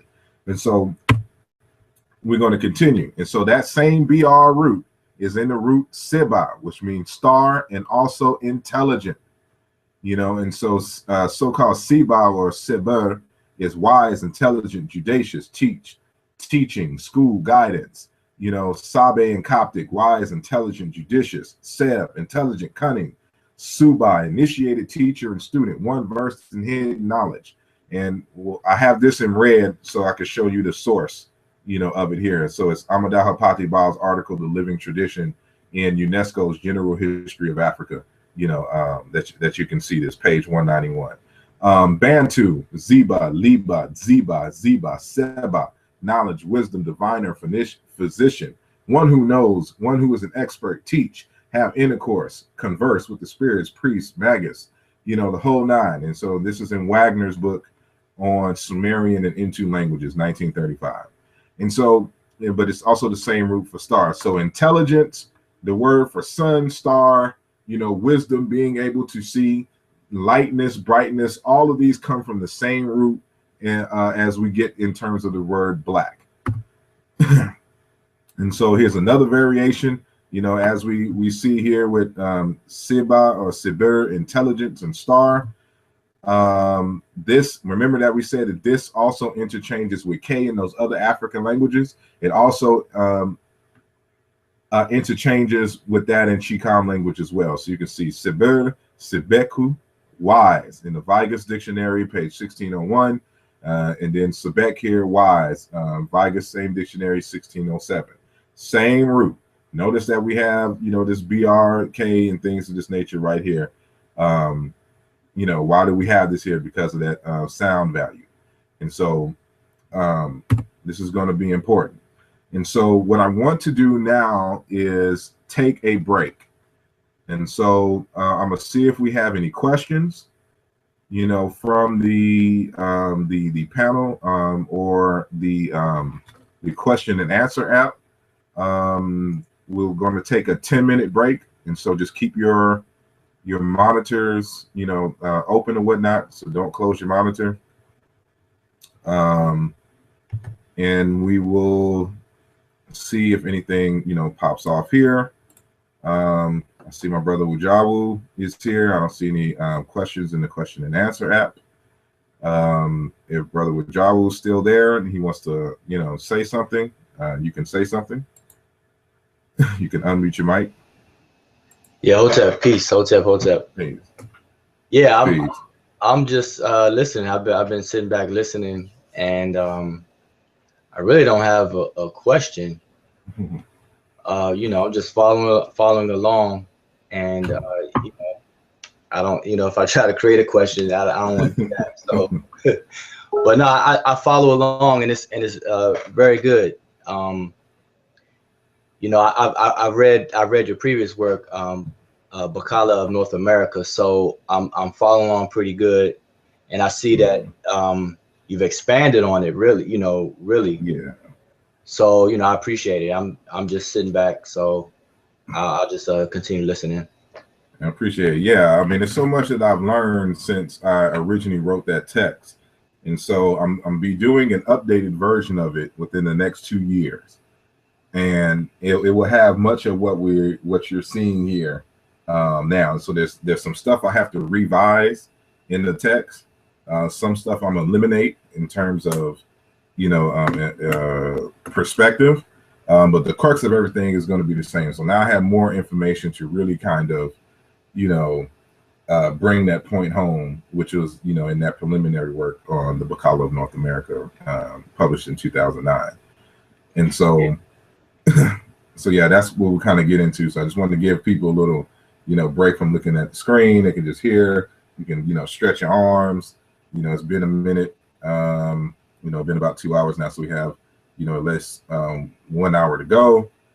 And now we're going to get into the deeper meanings of BaKala and things of this nature. But as we can see, this word, this root for black, has many different meanings and semantic ranges. And I'm utilizing all of them, in the BaKala of North America and things of this nature. And so prior to somebody's, misunderstanding of what is going on, I'm not arguing that there was a tribe of people called BaKala, and that's who we were, and I'm just adopting full throttle this name.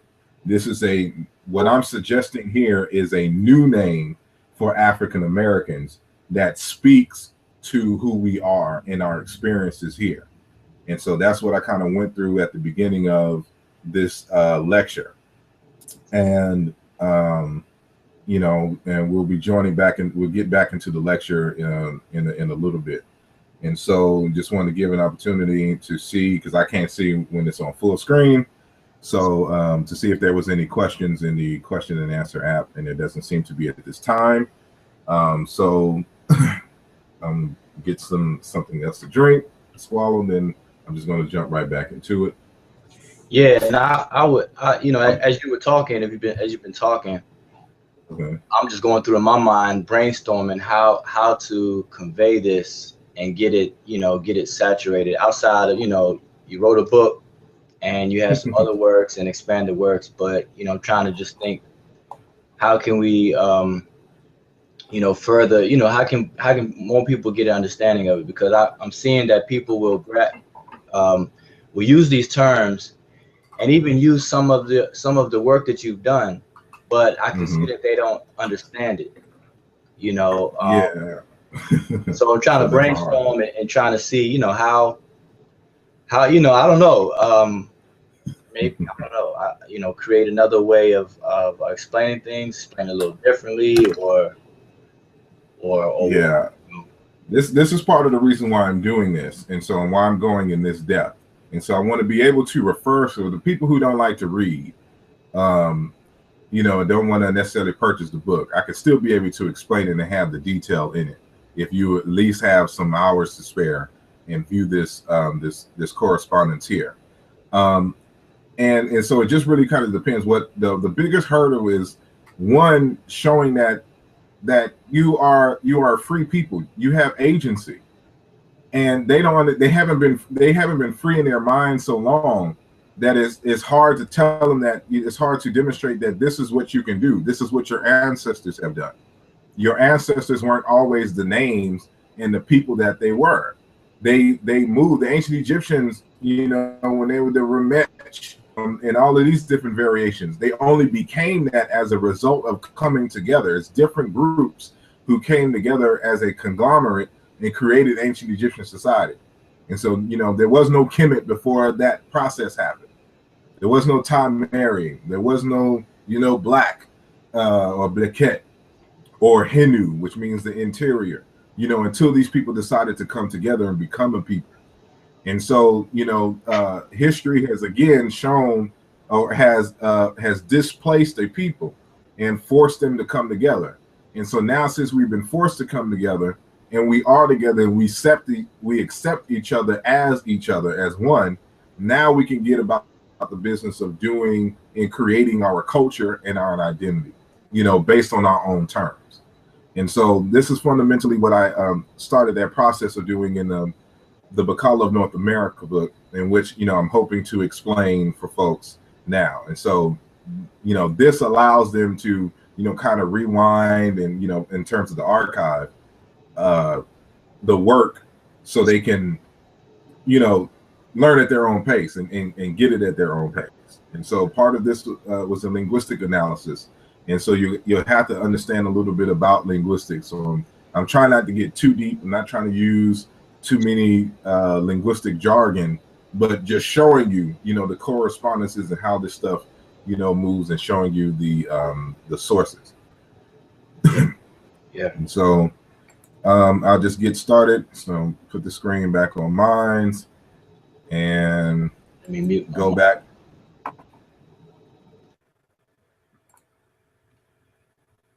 And so I'm going to give it a few seconds. And so if you can see my screen now, full screen, now we're going to get into this concept called the living sons of vitality. As mentioned earlier, I suggested a name for African Americans. The root is kala, the prefix is ba, it's a plural, the BaKala people. And so I can't go through all the details. That's what I wrote the book for. And so I'm not trying to be too long-winded, so we don't be here for hours upon hours and hours, discussing this. But I want to get into the crux of what does this term mean? How am I applying it to the African American experience, and what can we do with this name? Because there are going to be some asking, will we change our name, then what? Again, that's why I went through that long diatribe at the beginning, showing what our names meant for us in Africa and why we chose to name ourselves, and how this translates into, a political, in terms of our political development, in terms of our pedagogy, and in terms of our education, and possibly, our economic development, just by understanding who we are and taking ownership of who we are. And so this name comes from us. I'm not saying that this is who we are in ancient times. No, we weren't all this in ancient times. But actually, I can show that there were some Kala people in ancient times, and that there's some Kala people now, if we want to take it there. And so including in ancient Egypt in terms of Kala. But that's, getting too deep. But in Malidoma Some's Healing Wisdom of Africa, he introduced something that I think is pertinent for this discussion. He says that cultures define themselves in terms of the ways their people perceive the cosmos. The cosmology I am concerned with in this chapter is so essential to Dagara wisdom that little makes sense without it. The cosmology is the foundational model for life itself. And so remember earlier he spoke about how the names are associated with the essence and being of a person. We had some supporting evidence of that in other traditions, including from one of our own, Dr. Asahili. And what he's saying here is that the cultures define themselves in Africa in relationship to how they perceive the cosmos. So their name is in association with the cosmos itself in terms of cosmology. Remember I said in our particular educational framework of entoology, cosmology is essential, for understanding beingness. And so there's a quote I like, from Dr. William A. Jones in God in the Ghetto, which he says, one's theology, how I see God, determines one's anthropology, how I see humans, and one's anthropology then determines one's sociology, how I order my society. And so the way that you understand the cosmos, I changed his quote a little bit so it's not too religious. And so instead of theology, I deal with cosmology in that particular frame, because in Africa, God is the cosmos, God is reality, God is eternity. And so for us, we're just replacing theology with the cosmos, cosmology.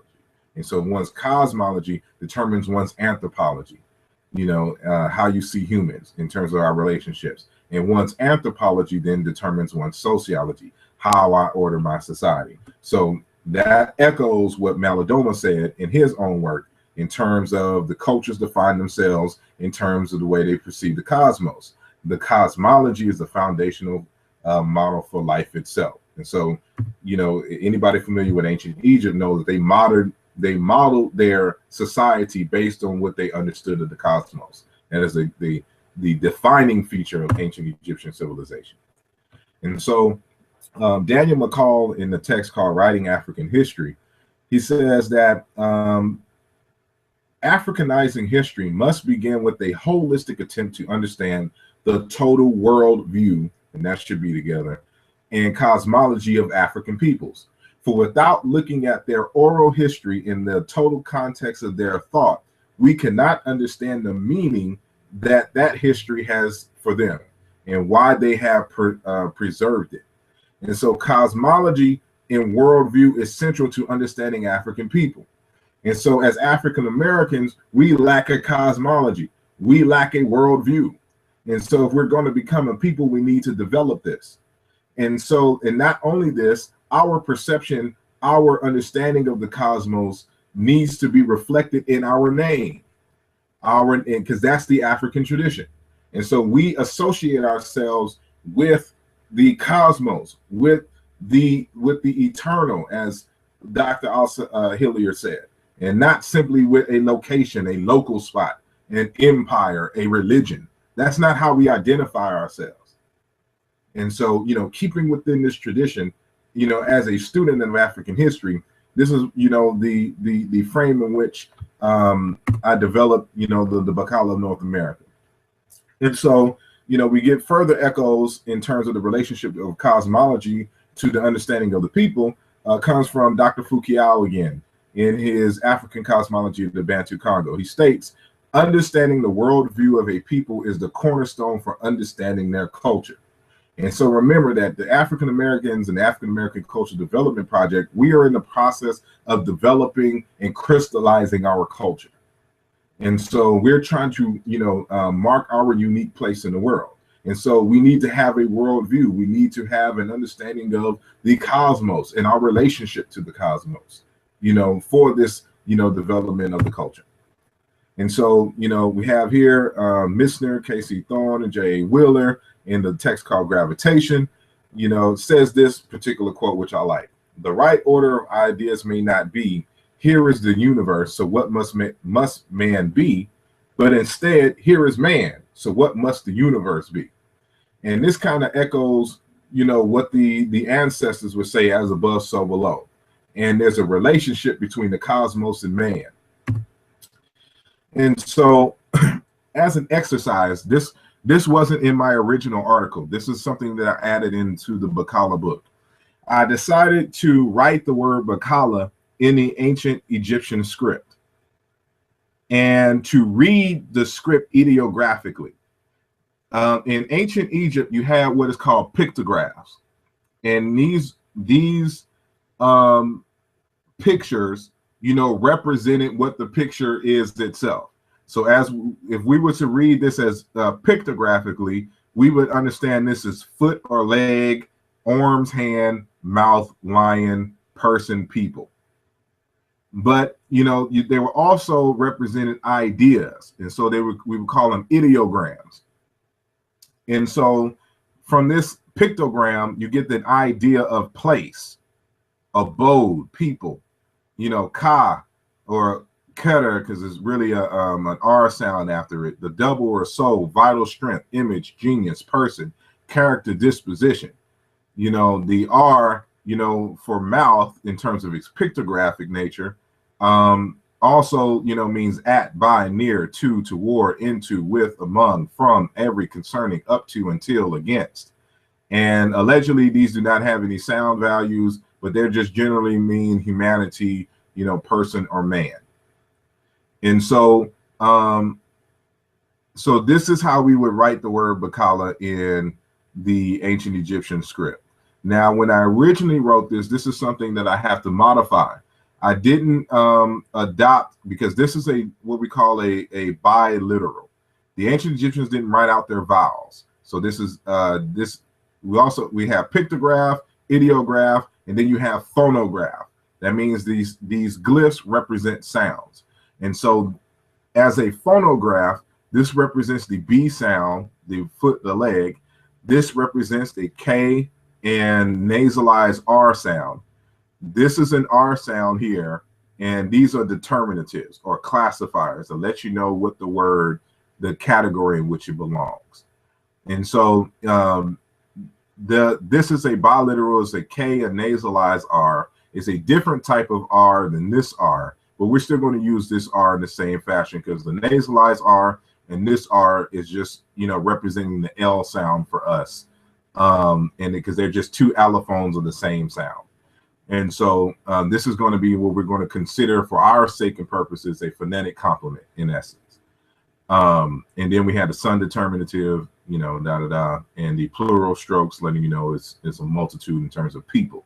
So when we're talking about BaKala, you know, that's what we're, you know, saying here.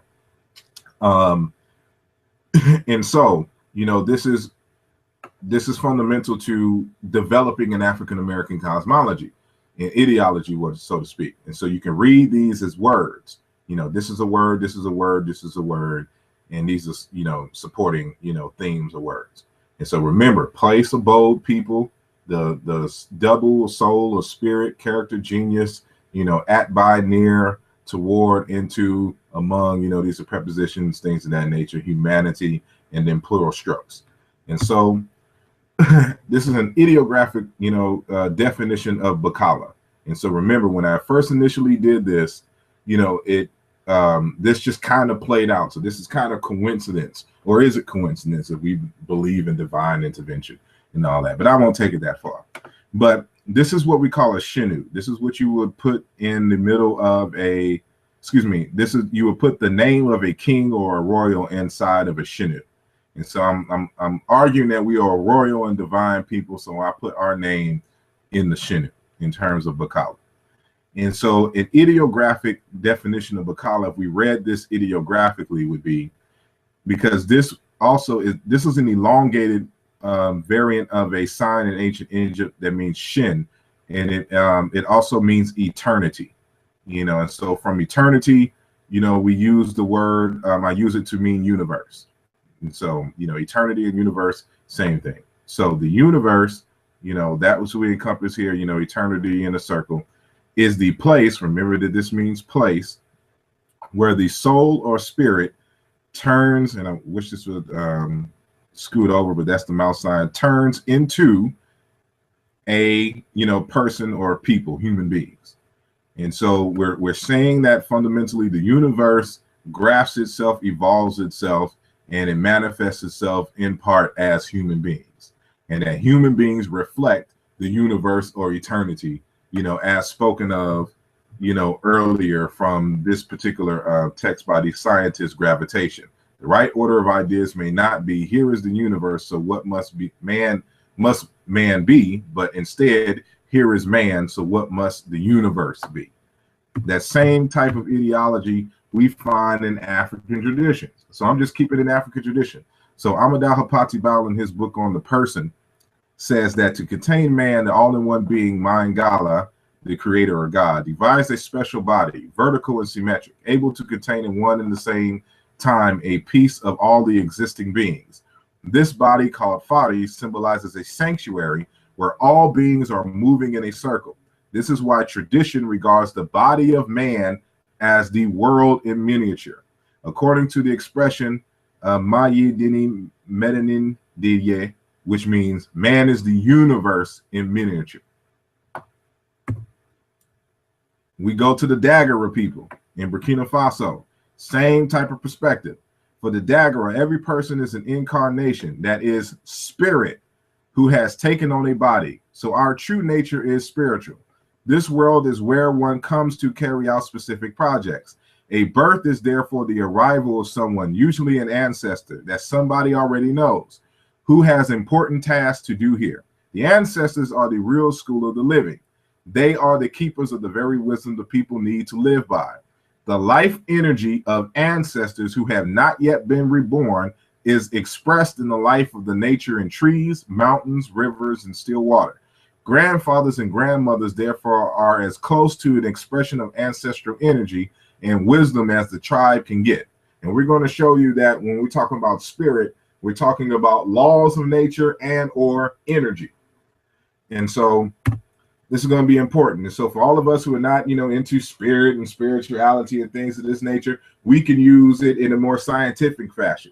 So the universe is the place where energy through sound vibration turns into man using three components: electrons, neutrons, and protons, the atom.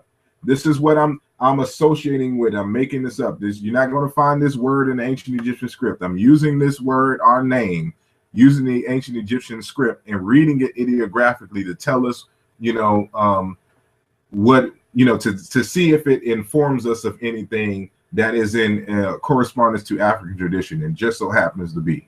And so whether you're talking about in terms of spirituality or whether you're talking about in terms of science, we can use our name to teach science, to teach. And so when we're talking about BaKala, and when people talk about Moors or Hebrews or just simply black in the European sense of just black in terms of dark skin color, we can't build an education system off of this. But with BaKala, we can. And so what I'm showing here is that this can be the basis for which, you're teaching multiple levels of whether biology, astrophysics, in terms of identity, because now we're identifying ourselves with that eternal that was mentioned earlier in the cosmology, in the cosmos. Our identity now is not localized, not even centrally with the earth. We're saying something different, that ours is in connection with the stars in the universe. And we'll get deeper into this. And so we mentioned earlier that, through sound, the mouth, and I say mouth because the mouth is where the sound and vibrations come from. And, anybody who understands Meta Nature, which is the signs and symbols of the universe, is really God's words. That's what Meta Nature means, God's words. And all throughout, African tradition, they say that God spoke, or the sound vibrations is what is the result of, what is creating, the universe. There's always speech going on. And so to prove this, to demonstrate this, an individual by the name of Ernest Chladni in 1787 published his discoveries concerning the theory of music. And what he did, this is a drawing. This is him over here on the left, but this is a kind of a drawing to show you what he did. What he did is he took some salt or some other granule, visceral substances, vesicle substances, and put them on a metal plate. And then he strummed the metal plate with a violin bow, and at different, speeds and frequencies. And the granule substances started to take shape in these different shapes with each, different type of string or strums that he would do with the bow.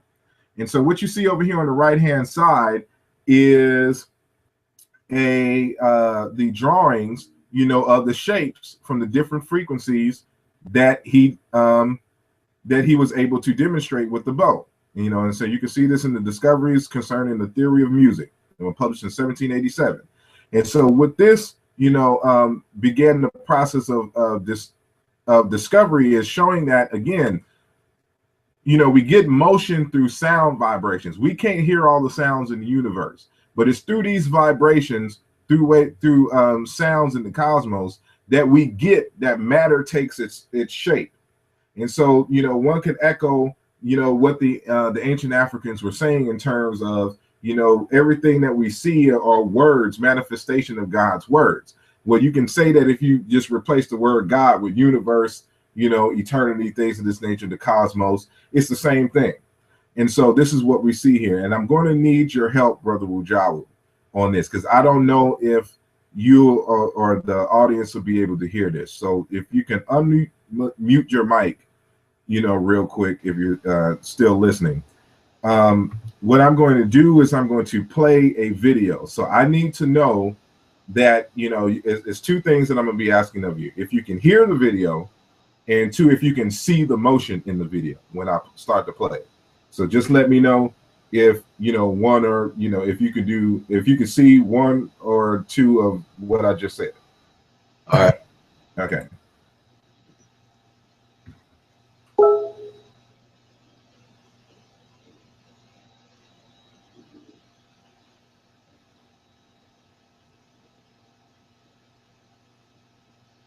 There should be some sound that you should be hearing right now. Okay. No, I don't hear anything. Okay. Well, then that means that they won't hear. But can you see the video? No, I just see black right now. It's just black? Yeah, it's just black. Oh, there we go. Okay. There we go. I can see it.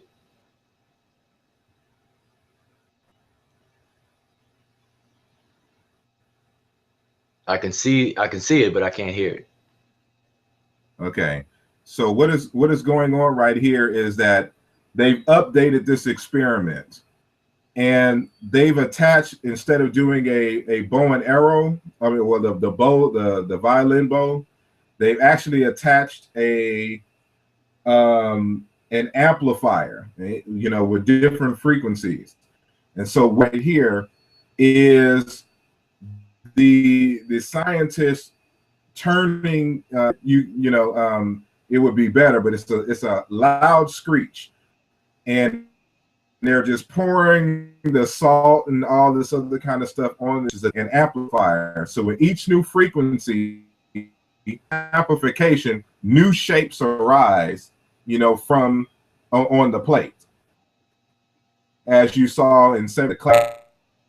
So if you could see, just type in, and then you'll be able to see this experiment live. And so it's really loud in my ear, and it's going to be loud when you're able to view it live. And so let my ear stop ringing for a moment. But unfortunately, y'all couldn't hear the sound. But if you type into YouTube, you'll be able to hear that sound. And and so I appreciate you, Brother Wajawu. And so, again, our name can be the basis of science. And so, even with this, with BaKala, because it comes from a word meaning fire, it also, comes to mean sun. This is where we get the word Heru, sun, from. This is what this is here, Kala, sun. And so, and Kala meaning to be, dealing with people here. Everywhere we go here is Kala. And so by way of paronymy, we can also equate it with this word here, to give light, BaKala, right here. And I've made this song by Mos Def, our official, unofficial, BaKala anthem. And, we'll see why this is the case, saying at this point. So, everybody who knows the Mos Def song, Umi says, shine your light on the world, shine your light for the world to see. And of course, don't make fun of my singing, because I can't sing. But that's beside the point. Yeah, don't quit your day job, buddy. But I'm showing that this concept, of BaKala, dealing with blackness, is also dealing with light, and that we can use our name to teach cosmology that is representative of who we actually are, ancestrally, and we can teach, evolution, on this point. And so looks like my screen is about to pop up again. Let me wait on it. Okay, let's go there. And so again, that word, BRK, BRG, we see BRG, to light up, BRQ, to glitter, to glisten. This is all the word black in ancient Egyptian. Black, black, black, bright light. Get out of there. Okay, here we go. Let me go back. Glisten, bright light. It's in the word keper, or kepri, which means sun. Same thing. This is a KB, KBR, light, glistening. When we say keper is the sun. All these are different variations, of the same word. So ours, in association with the sun of the morning, things of this nature. Black, black, black, black. You know, kala all comes from these same roots. These are all different variations of the word kala in ancient Egypt. And so, you know, people don't realize, but I got the word kala, you know, from Dr. Fukuyama when I first read African Cosmology of the Bantu Congo. This is from a different book of his, but he's explaining something that, you know, he discusses in the Bantu Congo book, African Cosmology of the Bantu Congo.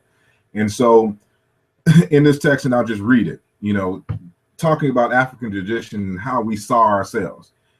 And remember the Kikongo people, the Baluba people, you know, people from Cameroon, these are places that we've come from. So I'm not taking something from some other group that we didn't belong to. These are ideas that came from our regime. This is our inheritance.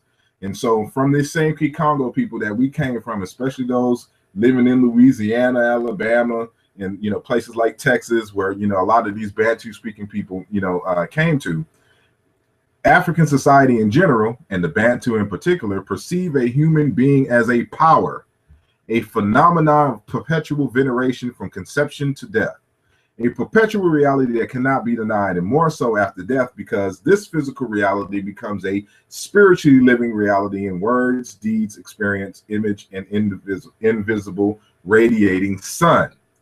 As such, a pregnant woman is perceived as the carrier of a new and holy package full of power and energy, a continuation genetically of old radiations under new form.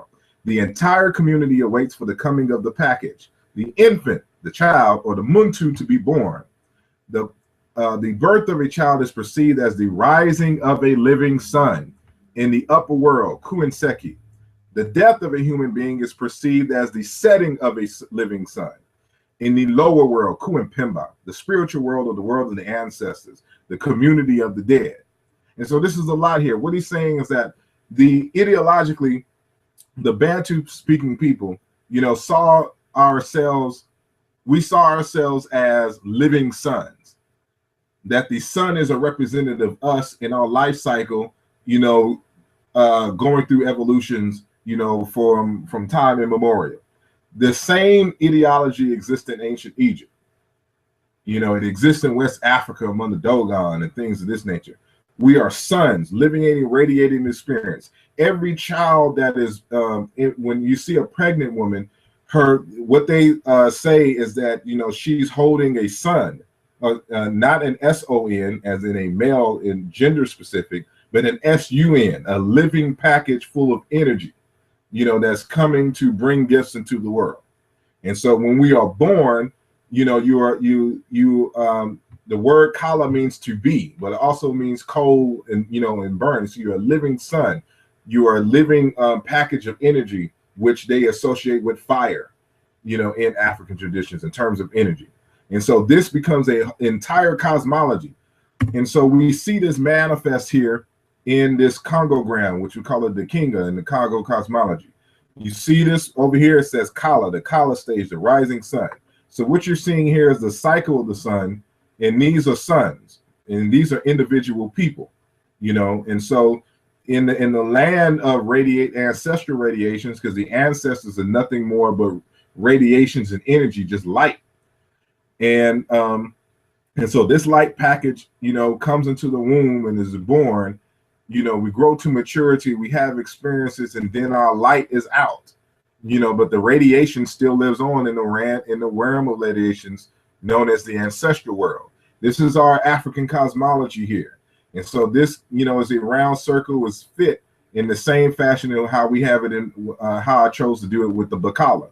So it goes into the same fashion here, even though I'm using the ancient Egyptian, you know, hieroglyphs, I'm using the more ancient to discuss the more present, which we have here. And so, you know, this paronymy becomes, you know, very important for us, because again, BaKala or Bakar means morning, morrow. Remember that the Kala is a morning sun. You know, same thing with Kepri, which is a morning sun in ancient Egypt, still the same word. And so we also have, you know, Bakir or BaKala, to become pregnant, to make pregnant. These are the glyphs for it. And so I'm using this paronymously, you know, when we're creating our cosmology and our understanding of the universe. based upon our actual tradition from where we came from. We can prove that we came from Congo. We can prove that we came from Cameroon and Ghana and Nigeria. You can't prove that we came from North Africa amongst Berbers. That we was these Arab speaking, Berbers or whatnot in terms of Moors. You can't prove a Shabbaz. We can prove, these folks living in Africa. These are the traditions that come from us. And that, we are utilizing, doing the Sankofa, but we're speaking in our own name. So we're utilizing it in our own unique way, to bring about a certain, type of consciousness and reality for us here in the United States. And so this right here is a Baluba Kifwe or Kifwebwe mask. This word fwe is the word for death in Chiluba.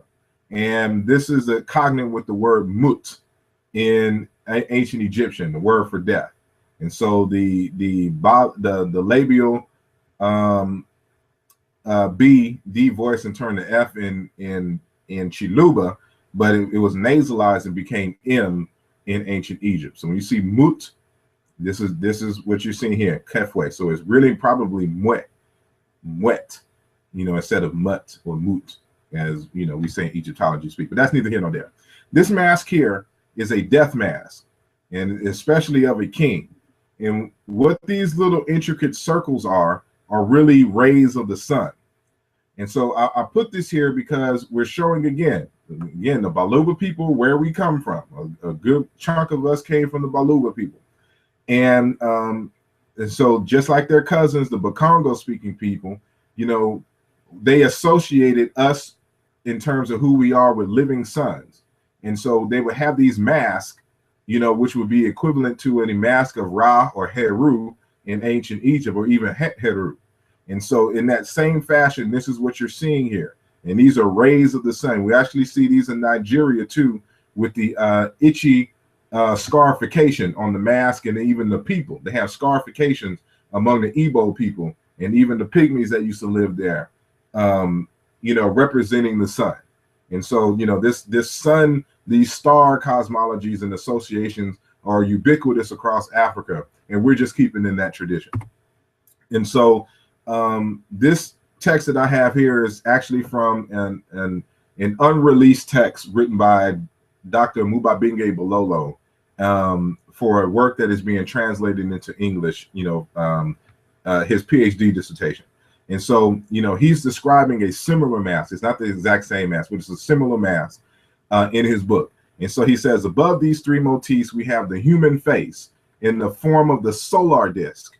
It is a Luba mask from the Congo, portraying on one hand the sun, and on the other the human face as a metonymy of mankind. Circular in its form among the Luba, it refers to the primordial egg, the origin of life. It is the solar disk with a human face.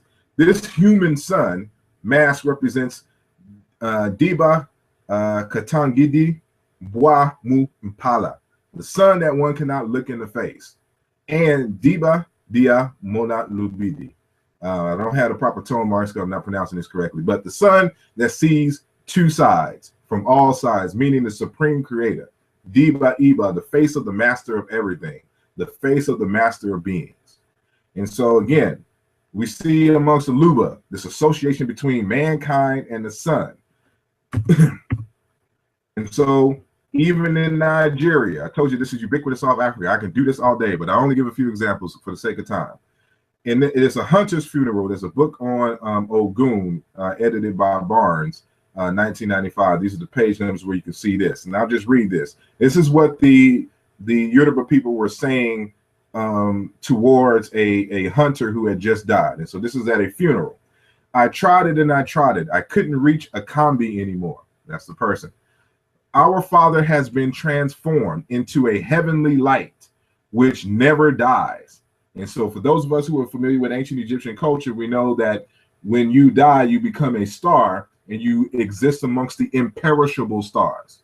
And so we see the same ideology, the psychology here amongst the Yoruba, which we know for a fact that we have ancestry. And so our Father has been transformed into a heavenly light which never dies. our Father has even been transformed into a son, whose rays shall dry our clothes. Akambi, rest in peace. And so again, this great hunter amongst this clan of Ogun priests, has, they're arguing that this person has been transferred into a star, a light, a sun. And so the same thing amongst the pygmies. The FA pygmies believe that the vital force of immortal constituents of the human personality returns to heaven, where God transforms it into a star. And so what I'm saying is that we come from stars, and then that when we die, we're going to go back to stars according to African tradition. And so we see the same thing here amongst the ancient Egyptians. And this is the word kala in reverse. Some people say aket, but it's not aket, it's reket. And so raka or raki. And so it's kala, kale, in the inverse. The syllables are inverse. And so from this same word kala, or reket, you have flame, fire, and kikongo is lunga, light or make a blow fire. Reket, the shining one, especially Hathor. And the Bahaya Bantu speaking peoples, the Rungu, deity of fire. Rek again, to be glorious, to be beneficial, to be useful. Reket, a so-called effective spirit. It should be just a word for spirit. Reket, ghost, Ak, spirit, glorified spirit, the deceased, holy. And Chiluba, Bulinga, saint, holy. Chiluba, Longa, to pass away, to die. And Mulonga, someone who has died, an ancestor. Isizulu, Mulungu, blessed ancestral spirit. Vandawu, in South Africa as well. Mulungu, blessed ancestral spirit. This is what you pronounce as Mulungu, Mulungai. An ancestral spirit, an ancestor. Riku Riku, stars. Isizulu, Ilanga, sun. And Riku, sunlight, sunshine, radiance. Ding, shine, Proto-Bantu. And you'll find in all these different languages a variation of this word meaning shine or bright. And so D turns into L. That's where we get these, L and R's from, and ultimately from a K type sound. And so there's a semantics going on here.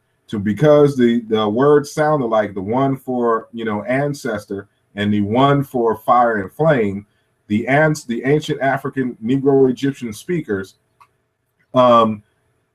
combine these concepts together, to create a narrative in the cosmology.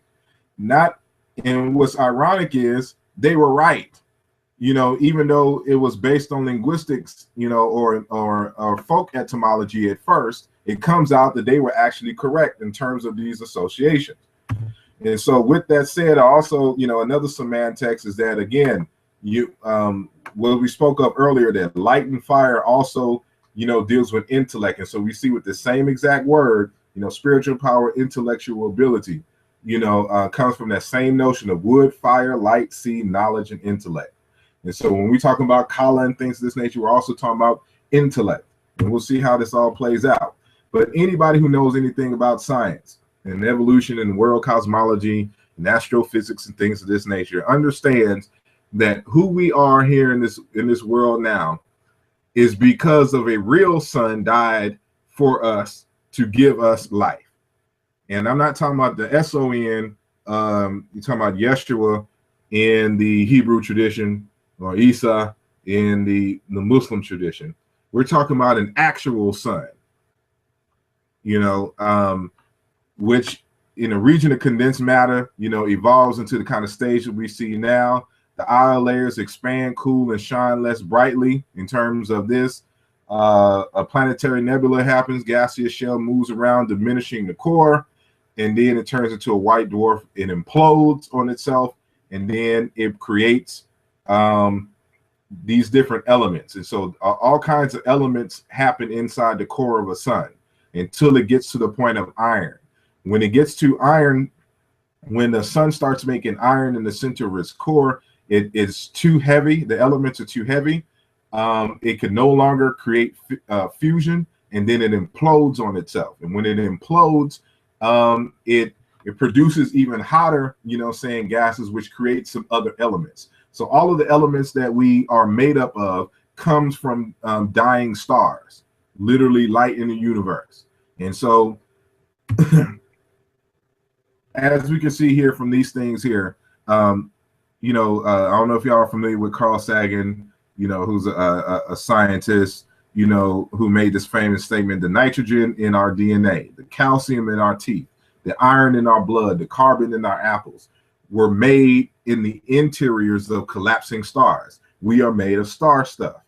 And so, besides nitrogen, calcium, iron, carbon, you have phosphorus, potassium, sulfur, chlorine, sodium, magnesium, iodine, zinc, nitrogen. We said nitrogen already, saying and oxygen. Hydrogen is not created in stars, and also helium. And so those are the one of the few elements that's not created in stars. But all these other stars that make up the human body, these are the gods that make up our body, And so in Yoruba land, they talk about Ogun, Oshun, and Oya. For us African Americans, the BaKala, we talk about oxygen, carbon, hydrogen, nitrogen, calcium, iron, carbon. These are the gods that make up our body, and we have a different set of gods that make up our personality, but on a physical level, this is who we are. And so nobody can argue against that. We are not stars, we are not Kala, we are not Riku. This is who we are. This is where we came from. This is our ultimate origins in stars. And so I just like this artwork. I don't know the sister, but it's Nicole Owens who did this, kind of reaffirming our roots in the stars, our roots in the cosmos, just like our African ancestors talked about, just like Asa Hilliard, now an ancestor, a living star, a living sun, in the universe. And so, we know Dr. deGrasse Tyson, Neil deGrasse Tyson, who also said this: not only do we live among the stars live within us. And for y'all to know, he's an African-American astrophysicist. And so what he's saying here is what we're saying here with BaKala, and here's, Reki, Aku, and Yoruba is Aiku, in terms of an immortal spirit.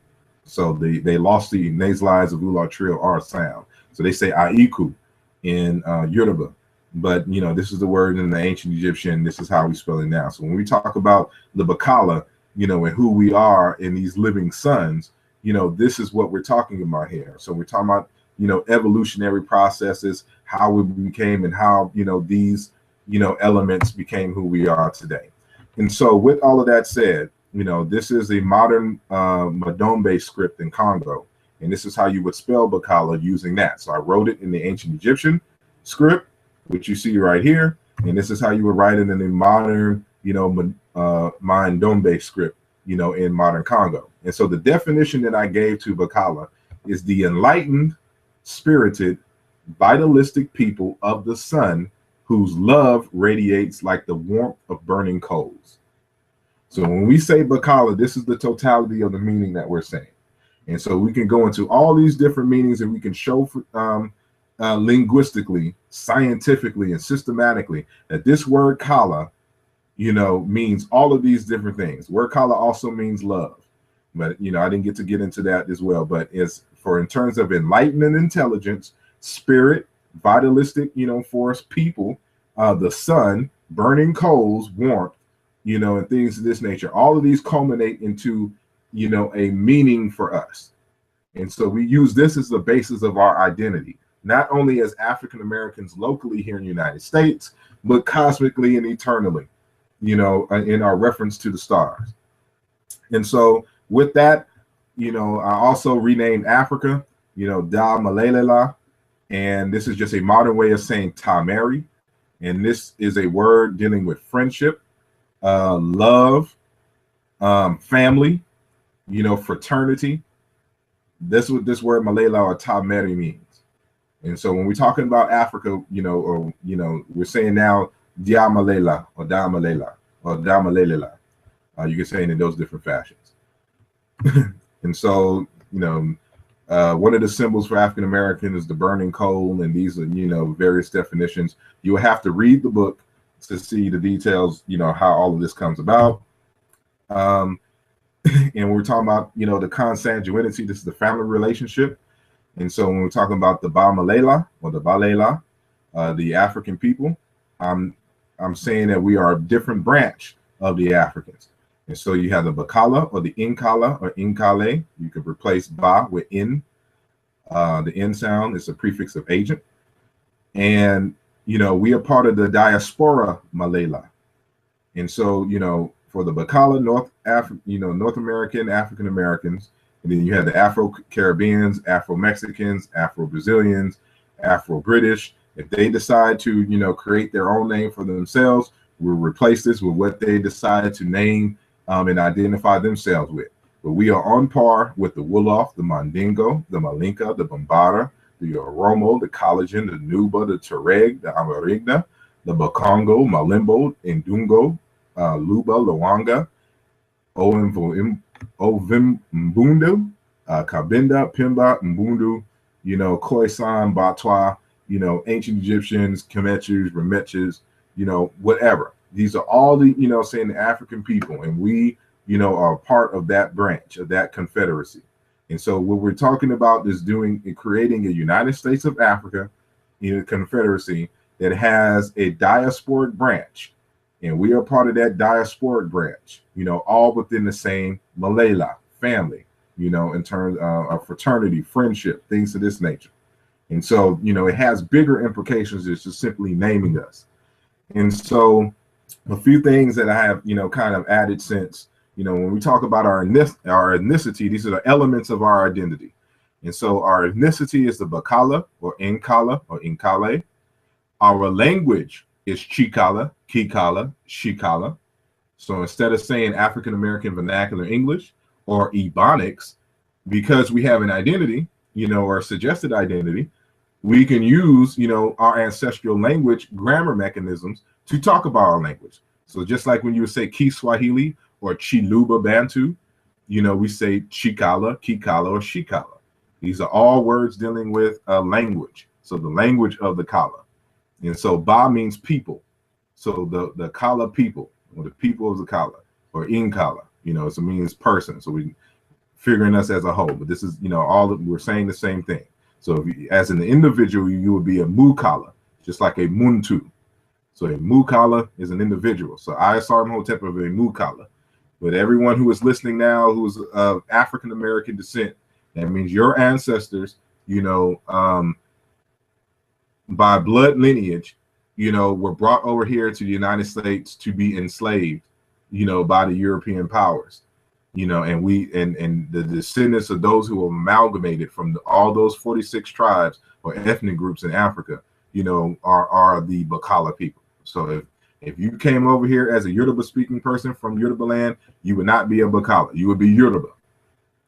Same thing if you was a Luba or a Wolof speaker. You that's your immediate ancestry. That's your language and culture. This is strictly talking about those who have been enslaved, these Africans who have been enslaved here in the United States, and their descendants. So those are the BaKala. Those are the Nkala, individuals. Our language is Chikala. The greater nation, that we belong to in confederation is the Malela or the Africans. And so our religion, this is another discussion that we've had in the past and that I've labeled Bolingo, Malinga. In ancient Egypt, they would call this Ma'at or Meri. And so this is our religion. It's a word for love, friendship, fraternity, things of that nature. I had a whole lecture. Matter of fact, my book, Where is the Love? How Language Can Reorient Us Back to Love's Purpose, has all the details, on these words here. But these words here are just modern variations of the word we're mispronouncing as Ma'at. But it's Molingo, Malinga, Malega, Bolingo, family, love, things of this nature. And so that's a totally different thing. And so, as I mentioned earlier, the BaKala national anthem in relationship to exactly what, its relationship to suns and shining and giving light in BaKala is the song by Most Def Umi Says, so that we should, make that song our sacred song because it speaks perfectly, to our conditions, our history, and the nature of who we are. And when he says, I want Black people to be free, he's using the word Black in the right context. and it's right there in exact with the word kala. The word black and the word kala in BaKala are the same exact word, and it's the same exact context. And so instead of just using black as a general term, we're using a more ancestral variation of the word for our identifier in terms of our ethnicity. And so, that becomes the basis of your power, because now we have to start creating BaKala stuff, Nkala stuff, start having our own ways of doing things, just like everybody else in the world. And so when you're buying an Italian suit, or you go to the store and buy Hebrew francs, or Canadian bacon, or Belgian waffles, when you start talking about German engineering, Irish potatoes, Chinese kung fu, and when a sister goes to the spa and gets a Brazilian wax, or when you are alone with your girl or your guy and you are quote unquote French kissing, they put their ethnic identity and stamp on their ways of doing things and their products. And this is what they sell and present to the world. When we are able to put our identity on things of this nature, now you have something to offer the world culturally, and you can build, economic systems based on your culture. As the third chapter in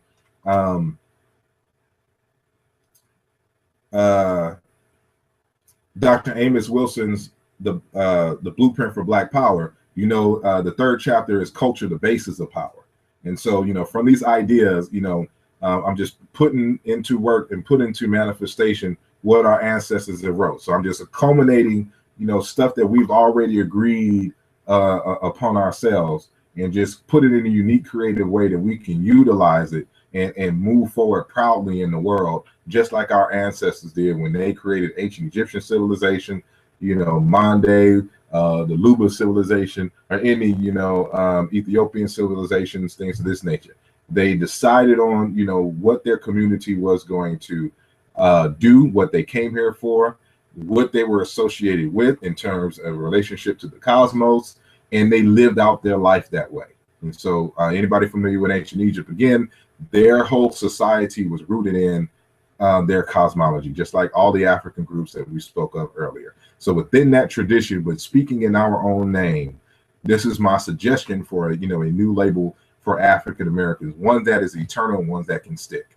And so, regardless if you don't agree with the name, you can't say that that BaKala is not who you are, even if you don't accept the label. Even if you don't accept the label, you have to admit in terms of this is who you are, because we can prove it scientifically. We can do this historically in terms of, the kinds of ideas that our ancestors were associating with themselves. And so, our label is based in science, it's based in history, it's based in our culture, just how it's supposed to be. And so with that, I end the lecture part of the discussion. I appreciate everyone for, sticking with me this long. I know it's been almost 3 hours. And so, as I said, it would be long. You can, view the archive, saying a little later, and get out of sharing my screen. And so we don't seem to have, many questions or any questions for that matter, surprisingly. And so, I appreciate, everyone again, listening, and then Brother Wajawu, for, joining into the discussion. So, given what was said, do you have anything, to add? No, like I said, I've just been listening and just listening in. So I'm following along. I just hope, as I gain more understanding, I'm trying to process and wrap my mind around different concepts and things, and I'm trying to see the best way to convey it to the next person so they can understand. Because I really think it's important, and I think this is a good line for us to tie back, to go back and to do things as we did. The questions always asked, why, what's the purpose of us going back? What's the purpose of us studying ancient cultures? What's the purpose of us studying our history? How does that apply in 2015? How does that apply our conditions? What is that going to do for the police brutality and things like that? And I think that people really just don't understand the value in it. So, you know, the work that you're doing, I see the value, and I'm just trying to see how to convey that value to others, and the importance of it, and actually apply it and to make have a benefit of it, you know, as well. So I don't have anything to add. I'm just, you know, following along. I appreciate it. I appreciate it. Yeah, again, it's so many ways that we can take and utilize, you know, this, that, you know, in terms of, you know, even on the product side, but more so again in terms of creating our own rituals and creating our own symbols, creating our own, you know, philosophy and worldview. And so, you know, if we ground ourselves into something that is solid, then it's not one of those things that would be a trend. It would be, you know, this is who we are. And so when people talk about we're Moors and Tribe of Shabbaz, you can't even tell me what the word means. You can't tell me how it applies, and it doesn't. And even so, it doesn't apply in the same way, in the most sacred way in which our ancestors, you know, utilize their names. Right. And so that's why I cited in the beginning that, you know, everyone that I cited, they're talking about their names, you know, encompass their vision, but it also related to the cosmos, you know, their ancestral vision and things of this nature, spoke to who they were and what they expected to be. And so that's why in Kala I took such painstaking, you know,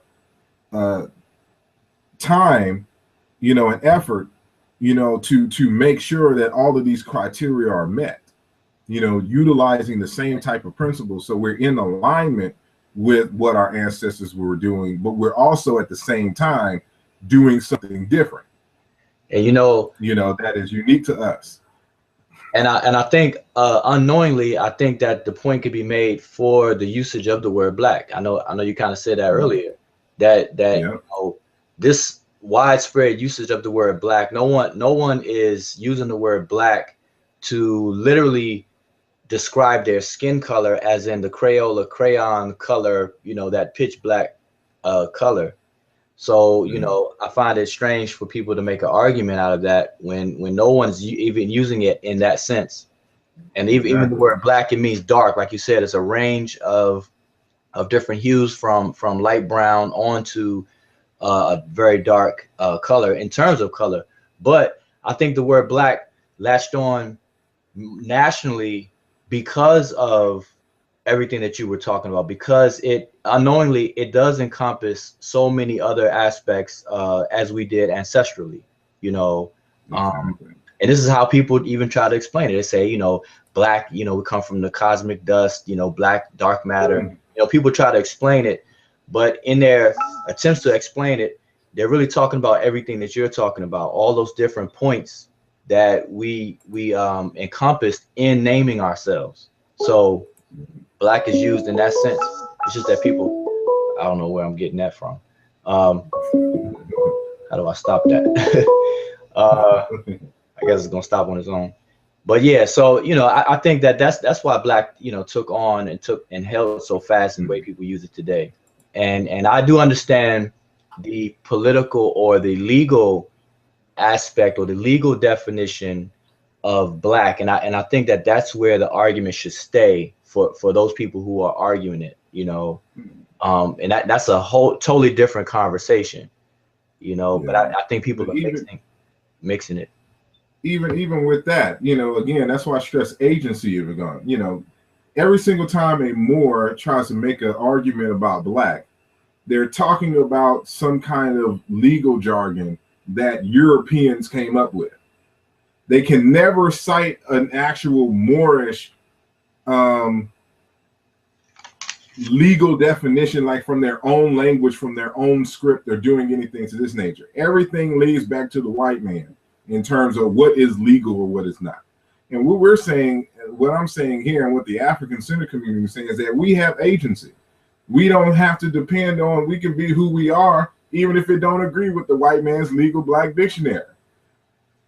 And so for us, we're doing something different. You know, we don't base our who we are, you know, on, you know, European ideas of self. And so this is what we're getting back to. And so it just so happens that they use a word to describe us that the ancient Egyptians and the other Africans utilize in various different manners, not knowing that it was an African word. Right. And so the root of the word and its suffixes, you know, were utilized in an array of different things. And I could, you know, I could do a 6-7 hour lecture, you know, saying on the ways that these roots are being used, you know, to Siba being a teacher, being wise, you know, to Kala being love and warm and stuff to this nature. You know, again, you can teach, you can build a school off of BaKala, you know, or at least a branch. Well, you can at least do 2 branches, one in terms, 3 actually, one in terms of history, one in terms of sociology, and one in terms of the sciences. So we can get into physics, astrophysics, we can get into biology, you know, all of that is. And so one of the things I didn't mention is that, you know, the other thing about African tradition is that they are able to utilize 1 or 2 narratives in terms of myth and use that same story to teach throughout a person's lifetime. Because there's different layers, you know, of understanding to a central concept. And so it really worked its way backwards into the grand narrative in the sciences and then explained simply in terms of myth. And so when you're looking at the Dogon story, for example, these are stories that they teach children. But the older you get, the more initiations you have, the deeper and deeper they get into it, and the more you realize it's nothing but science. And so for us, we can utilize our identity in the same fashion. We can create myths and narratives that we teach our babies, that when they get into these upper level courses, you know, they can get some more knowledge about themselves, and they'll always lead back to an understanding of who they are as individuals and who we are as a community in our history. And so not only that, we can, you know, utilize it in terms of health. And so where would you go to get that phosphorus, that carbon, that nitrogen that you need, you know, to keep your body healthy? Where do you go to get that? You know, why do you need that? You know, where did these elements come from? And so, you know, we're back to the stars again. And you know, that's if anybody studies Chinese you know, oh, I'm sorry. Oh no, my screen froze up for a second. Oh, so I'm sorry, go ahead. You can go. No, I was just gonna say, you know, if anybody, you know, looks over Chinese culture, they have integrated pretty much every area of life from cosmology. They have Bazi astrology to health with the different Chinese medicine, what they call Chinese medicine. You have acupuncture, you have qigong, you have what else? Feng shui. You know, where they orientate different objects and you know their sense of direction and things like that.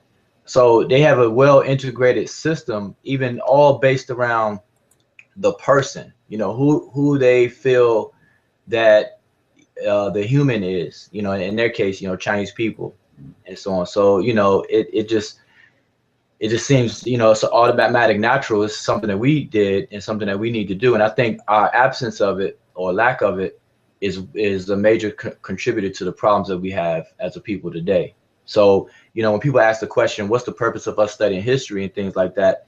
You know, I think that we were fooled and duped into devaluing that history in the first place for the question to even be asked in that way. So it's like, you know, nowadays with you know, the cost of gas and everything like that, if you see a penny laying down or you know, a nickel, you know, you're not really hard pressed to pick it up. You know, it's just a nickel or whatever. Well, back in the day, a nickel was valuable. A nickel could buy you, you know, a Snicker bar or something. You know what I'm saying? You look for nickels and things. So it's just the value has diminished, and I think we need to get that back. I think we need to really see the value in all these things. So somewhere that was lost, we have to get that back. Most definitely, most definitely. Well, I don't want to hold the people up anymore. I'm going to keep them hostage. Yeah, it's like We've 4 been hour doing this for hangout. three. Yeah, so it's already been 3 hours, coming up right at 3 hours now. And so, I don't know if anybody else will have a hangout or something after this. I mean, maybe do another hangout, but at least want to close this session. So I appreciate everyone who is listening, and please review. If you have any questions, hit me up on Facebook or Twitter, or you can go directly to my website, which is asarimhotep.com, and we can continue the conversation. So, again, I'm not making an argument that this is who we were, quote unquote, in the past in terms of a label. I'm saying this is a new label based upon a certain set of criteria and a certain history that we all share in terms of African Americans.